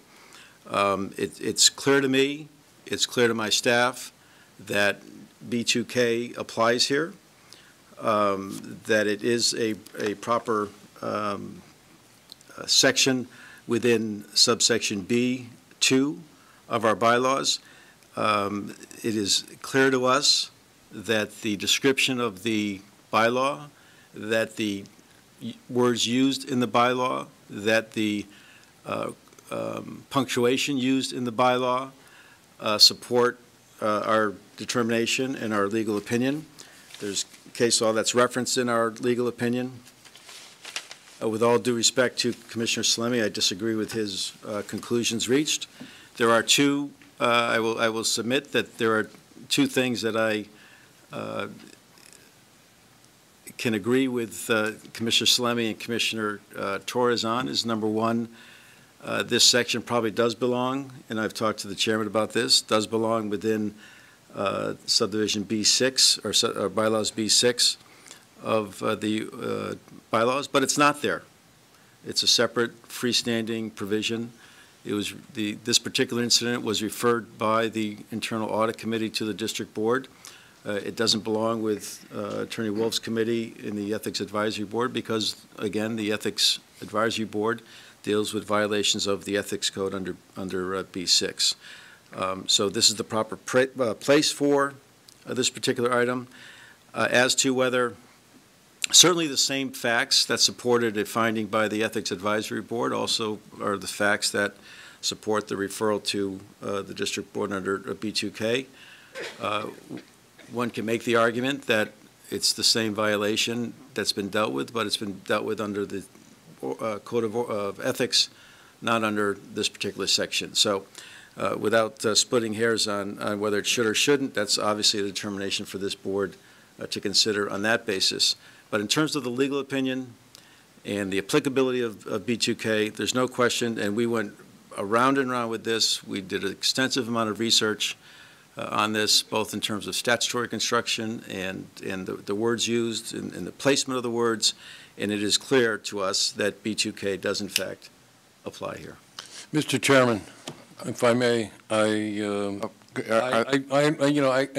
certainly I disagree with the opinion of the council, and he can disagree with my opinion, but my point was not about whether the district holds these guns. My point was that it says here that any commissioner, citizen member who wishes to make a request of any district employee with ultimate reporting authority to the chief executive officer. That's the controlling part of that sentence.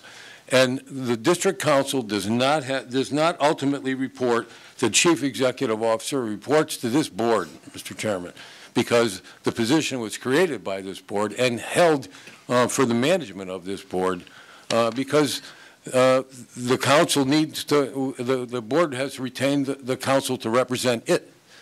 And I believe that it only goes on to describe the people that might be reporting to the executive administrative staff or any of its consultants or contractors regarding district business. And I have presented to you I believe with the documentation that Sandler and Mira's contract was under legal counsel and was for legal services as described in the funding document that we all received. So, and I would ask, what is the relevance of what Commissioner Mandyke brought up about this other document? I believe it describes some activities that happened before B2K was adopted, so I don't see how it has any relevance to what we're doing here tonight, and it's not part of, it doesn't refer to any part of what we're looking at here tonight as far as a violation. So, Attorney Stone. Thank you, Mr. Chairman. Direct response. Yes, thank you, Mr. Chairman. Chris Stone, District Counsel. You can ask Commissioner Mandyke the relevance of her questions to me. I gave specific answers to specific questions. I didn't comment on the applicability of the issue or not. So, and I won't do it here. If you take B2K, and if under Commissioner Salemi's theory, what that would mean is that all 29 of you are free to contact any lawyer within the legal department, any contractor retained by someone other than the CEO, at your will, without any consequence, without any restriction. That's what that means. That's not what 2BK was intended to do, and that's not what it says. It reads, Commissioner interactions with district staff, and based upon case law, that says district staff, district consultants, and district contractors. That's how this should be read. When you look at the third line of B2K, it refers to any commissioner or citizen member wish to make a request of any district employee.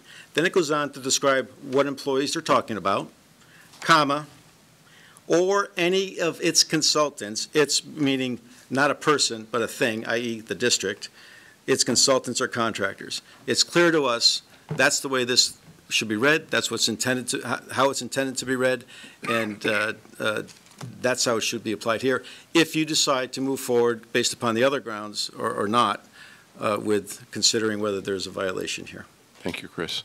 Further discussion?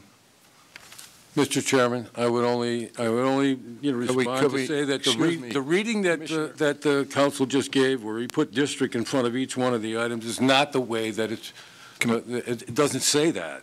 Through the chair, Commissioner.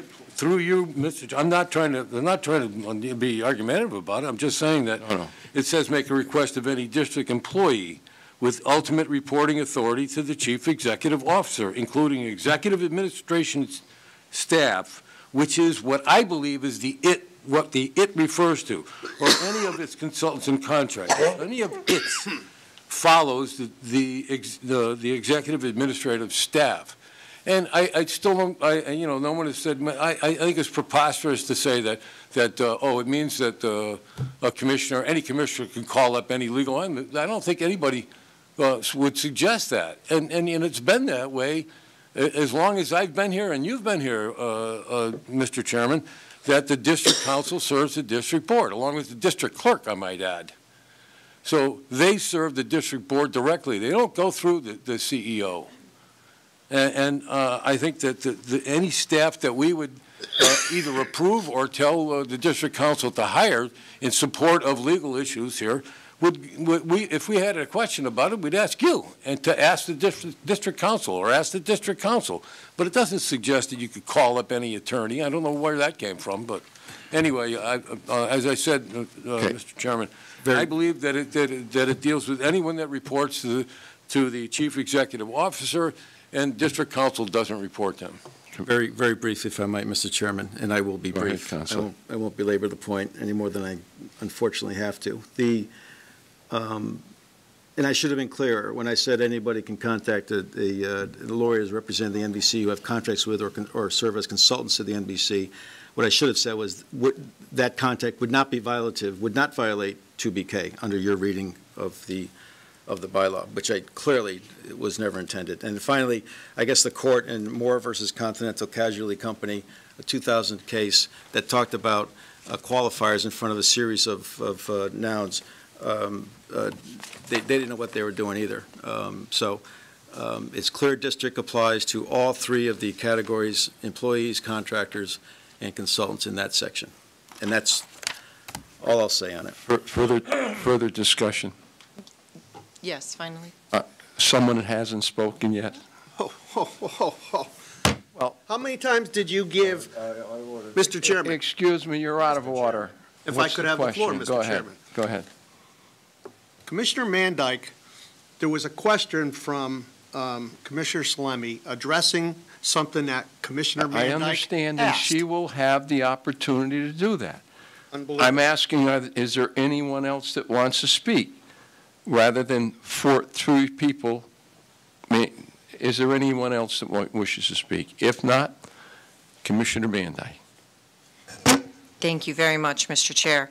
Commissioner Mandyke, to answer Commissioner Salemi's point, I think that the relevance of the memo that we all received as commissioners clearly points to a sign of a pattern of behavior and not in a single incident which we reviewed under the Ethics Advisory Board and that was brought before us. I think clearly this looks at a pattern of behavior, and so that's why I bring up the memo after other commissioners had asked for information regarding this. I also believe that this is a violation of B2K, and I also believe that we have hired our district counsel to help us interpret our bylaws, charters, ordinances, and I appreciate his interpretation of this, and I would base my decisions off of his interpretations of how to look at this issue. Thank you. Further discussion? Okay. Go ahead. I think okay. Just trying to differentiate between what the consultants or contracts say. I think based on my reading, it looks like if something is not identified here, is included, right? I mean, we are looking at consultants or contracts. I mean, I don't know what type of legal arrangement district would engage with the legal counsel or with attorneys, right? I mean, probably they would be, in general, identified as consultants or contractors, right? Because that's, and I believe like if it's not identified specifically, that says excluding legal, I think it encompasses all type of professional, professional entities. Mr. Chair? Hold on. If there's no one else, I'd like to respond to that. I did show you, Mr. Chair, and these commissioners, that the definition of consultants and contractors and everything specifically excluded legal services. So to say that it just generally includes everybody, including legal services, doesn't respond to the fact that we showed that in this case, and I believe others, that legal services are excluded. And for a good reason, Mr. Chairman, that the district council provides the district board with counsel on legal issues and whether or not a particular consultant might have the experience or expertise to provide legal services on a particular issue. This is it. If I may, sorry. Chris Stone, District Counsel. What's been described in terms of the definition of a consultant is a method by which certain procurements are made. Once procured, whether it's by me, through GB8, or some other procurement process, they are consultants/contractors of the MDC. Thank you, Mr. Chairman. And thank you all for your indulgence. Okay, thank you. Again, go ahead. I'm sorry, Commissioner Genta. Through you, can I ask District Counsel, does B2K apply retroactively, ex post facto? No. B2K was adopted in December of 2021, and the answer is no. It applies to events that occurred after its effective date. which, Not to the events that led to the passage of B2K. That's correct. right, point well taken. I'm going to ask Commissioner Curry and then Commissioner Taylor. I don't know if he's... Thank you, Mr. Chairman. My question was very similar to Commissioner Gentile. Throughout all my career, it's all been about process. And in some cases, when I was working in labor relations as a specialist, it also included the rule of law. And I think Attorney Stone has accurately depicted the fact that 2BK was created after the violations, therefore, and we're talking on the agenda, it's violations of B2K on the agenda. And I think that's the issue really at hand. In fact, can we deal with the issue and the subject, putting all else aside, can we deal with the issue that B2K or 2BK was violated by Commissioner Taylor when it was not yet created? Commissioner, I'm sorry, Counselor? Yes, thank you, Mr. Chairman, and thank you, Commissioner Curry, for that, and Commissioner Gentile. The events, as one of the things you received when you received the memo from the Office of District Counsel were a series of transcripts of meetings. It's at those meetings that the information or the events are related to the district board, and those events occurred after the effective date of this B2K. I believe what the Commissioner Gentile was referring to, or Attorney Gentile was referring to, were the events that were related in a memo from Right. Mr. Jellison over the past week or so, relating to events that occurred in April, May of 2021. Which were not... Not part of it. This alleged violation. Further discussion? I just would like to say, given this situation has been a problem that we have had at the board for some time.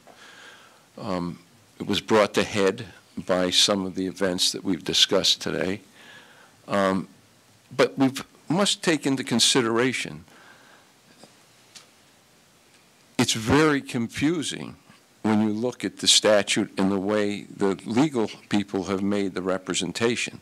One of the difficulties here is that commissioners that represent towns specifically have constituents. They have people that they deal with. And I think pointed out in much of the information it was pointed out here that they have a responsibility to the district and to their constituents. And I think the simplicity of the issue was that when you look at the legal opinion, to think that the person that, Commissioner Taylor, that involved himself with a constituent, or I don't want to say a constituent, someone in his town, he made it very clear, and a conversation did ensue, and there was words back and forth, but to take out a specific word in there that created the contact with the bylaw that we're dealing with, I think, was a stretch. And in my opinion, I think it's confusing to say the least. And if we're going to judge someone on what their decision was, if the bylaw itself was confusing, should be either rewritten or reinterpreted relative to certain interpretations. It was my understanding what happened in the past and has happened in several other issues, that there wasn't something that applied to the chief executive officer and who reported to him. That's the way it was written. It wasn't written to be a broad, it was to who reported ultimately to him. So I concur. I believe that the motion before us is fair and represents a reasonable solution to this issue. It's a very confusing issue relative to what we've seen in the legal opinions and interpretation of some people that would look at it. Commissioner? Thank you. Thank you, Mr. Chairman. Through you, a few questions for District Council. One, why was the B2K developed? For what reason? And second question is, did the District Council advise the commissioners what they can do and what they can't do at the beginning of this problem that we had with the legal bills? Those two questions first, and I might have a follow-up. Thank you. We ask one at a time, Well, so you understand both. Yeah, well, I understand the first, I honestly don't understand the second, but okay. That's just me. It's, my understanding is that B2K, adopted in December 2021, was at least in part promulgated and enacted based upon some of the facts that were outlined in Mr. Jellison's memo that you received over the weekend. Thank you. My understanding. Thank you. The second question. Okay, there's two questions.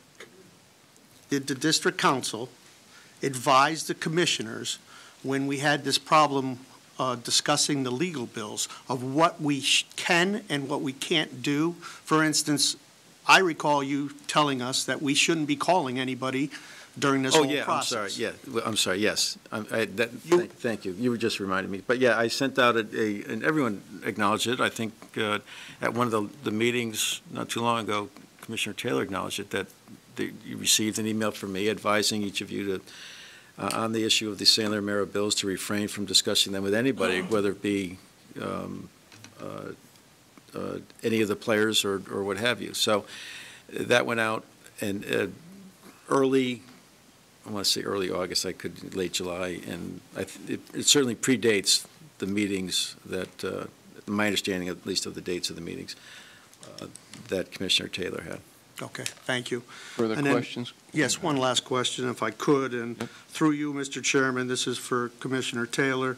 There was a memo that was given out to all the commissioners earlier, and he talked about how he called 10 or so commissioners or more because he wanted to share with them what he had learned from the meeting with Dan Mara.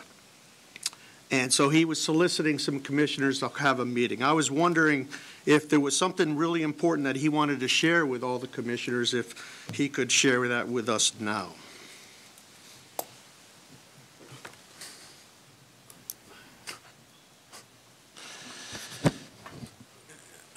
I don't understand what's the nature of your inquiry. The fact of the matter is that if I'm going to... Al, would you speak into the microphone closer? Okay.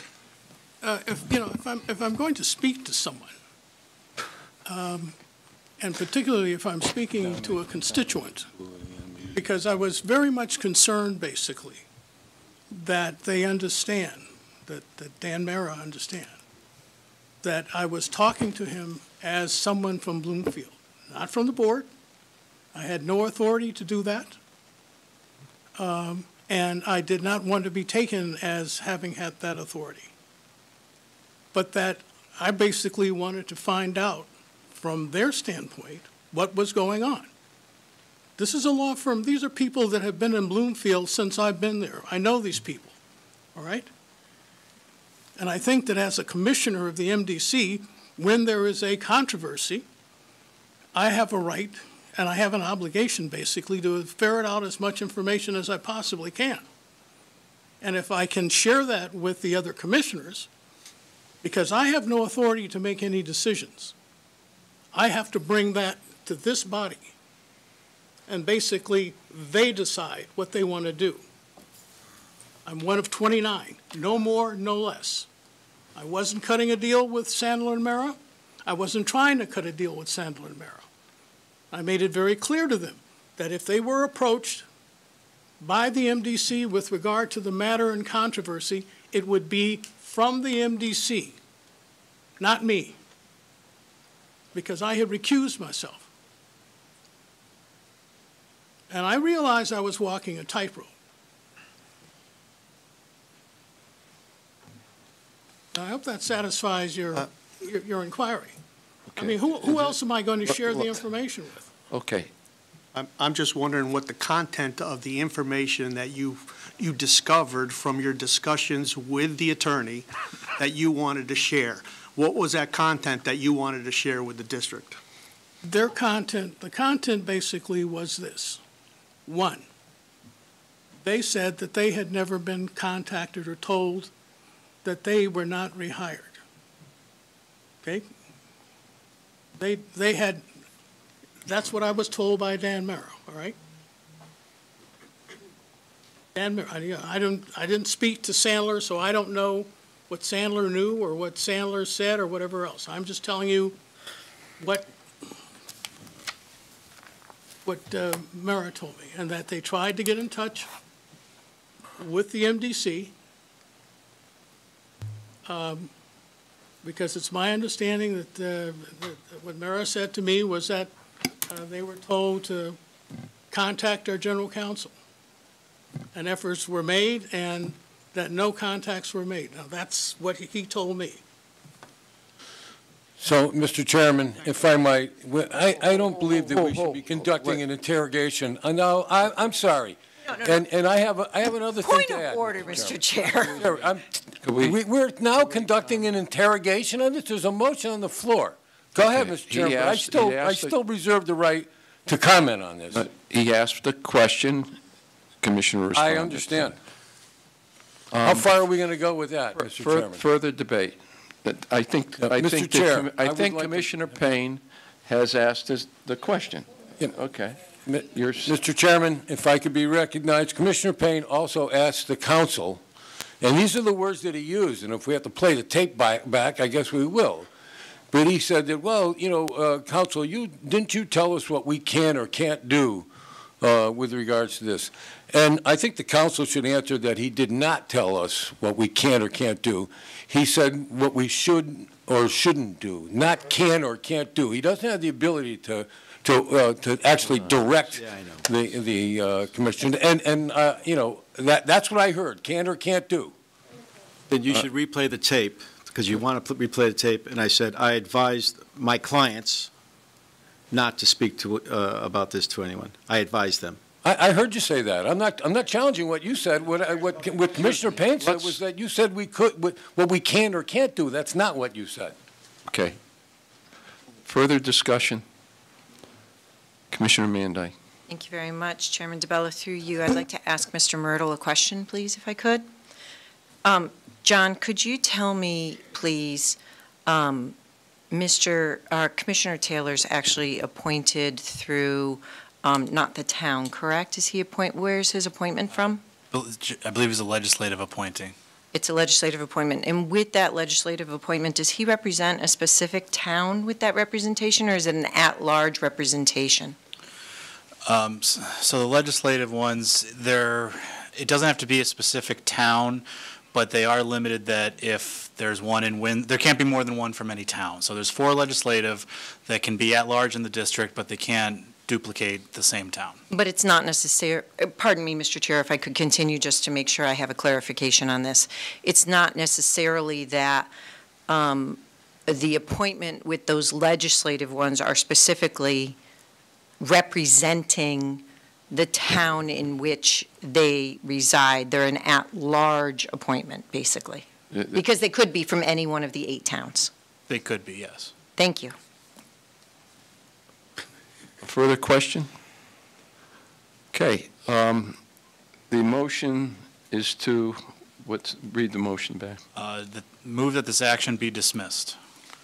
Request a roll call vote, please. Roll call vote has been requested. We have a roll call vote. Go ahead. Adel? Yes. Avedisian? No. Bazzano? Yes. Buell? Yes. Bush? No. Curry? Yes. Desai? No. DeBella? Yes. Drake? No. Gale? Yes. Gardeau? Gentile? No. Healy? No. Hoffman? No. Holloway? Lester? Yes. Lewis? Yes. Magnan? No. Mandyke? No. Payne? No. Patel? Tell? We lost him. He's gone. Okay, go ahead. Salemi? Yes. Taylor? I don't. You can vote on this? You can vote on it. Yes. Point of order, can we just Well, get it's a a- calling from the district council about whether or not? My understanding is he's recused himself from Well, recusing himself the matter. as a commissioner. But that's up to, if he feels his recusal was limited to one set of facts instead of the entire issue, then he can vote, but. Okay. Go ahead, next. Torres? So was that, yes, he's voting? Yes, yeah. Wolf? Yes.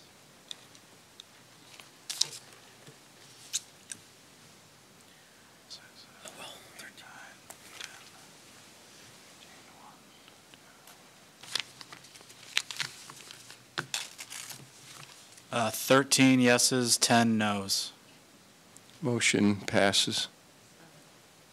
Further, let's see, we got further business here.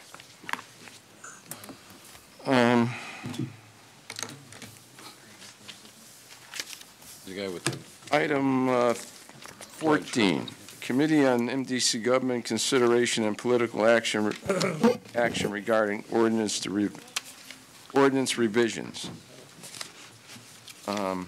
The recommended action is to receive the report and adopt the resolution. Is there a motion? Motion made. Moved and seconded. Discussion? Is there? The government There was an committee. amendment in here. Yeah, let me go to the government because there was amendments to this. Go ahead. The government committee voted unanimously to move this along.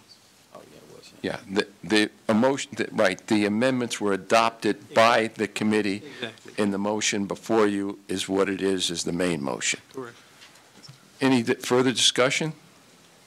If not, all those in favor, please signify by saying aye. Aye. Opposed? Consideration and potential action regarding Coldbrook River Lake. Who's this? Is this That's me. Chief Legal Counsel? Sure. Thank you, Mr. Chairman. Chris Stone, Legal Counsel, Deputy, or District Counsel. It's been a long night. This is a resolution, as you know, we're in litigation with the Department of Public Health regarding our exit from our storage rights within the Coldbrook Reservoir pursuant to the agreement with the Army Corps of Engineers. And we have hearings coming up in early January. And one of the issues that has been raised several times over the past year or so is a question as to why the MDC is giving up its storage space. Could it be that they're intent on selling some what otherwise Class 1 land up at the surrounding the Coldbrook and Barkhamsted reservoirs? And that's not the case. And the CEO on several occasions has issued correspondence to interested parties that that's not the case. Your chairman has indicated on a number of occasions that that's not the case. But we thought that for purposes of our proceeding in early January of next year, that a statement by this board that is indeed not the case would be important and would provide some weight at that hearing. So that's the reason why this is in front of you. It's relatively simple as to what the resolution reads. I'll be more than happy to go through it with any of you, but that's what the purpose of this is. Could you provide a resolution? It's there. Okay, could someone read it to, wait, reading. It's before page you. 15 of your agenda packet. Basically making a statement that we would not sell land, so that it's everybody's understanding that what this is directing that we will not sell land. Obviously, we'd have to get permission anyway to sell it. It's not that quite general. It's not about just selling land. We just sold a piece of property No, but we not will too long not ago. sell. We won't rest- sell any watershed shed land that is otherwise Class 1 land. Sorry, under Class 1, not 2 and 3. Was it? Well, not even 2. 2. It's not even 2. Can't sell 2. No. Right. 1 and 2 you can't sell, 3, so we wouldn't be selling 1 and 2. Right. Okay. Further discussion? If not, all those in favor, please. To move the motion. I'm sorry, is there a motion? So moved. Further discussion? If not, all those in favor, please signify by saying aye. Aye. Opposed? Opportunity for general public comment. I want this one.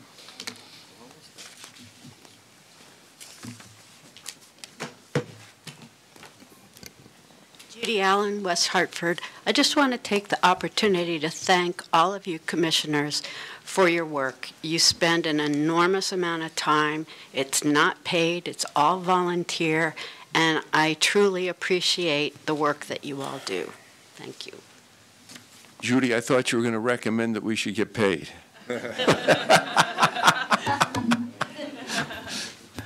Okay, Commissioner comments and questions. Commissioner comments and questions? Motion to adjourn without, is there objection? Without objection, we stand adjourned. All right. That was a lot.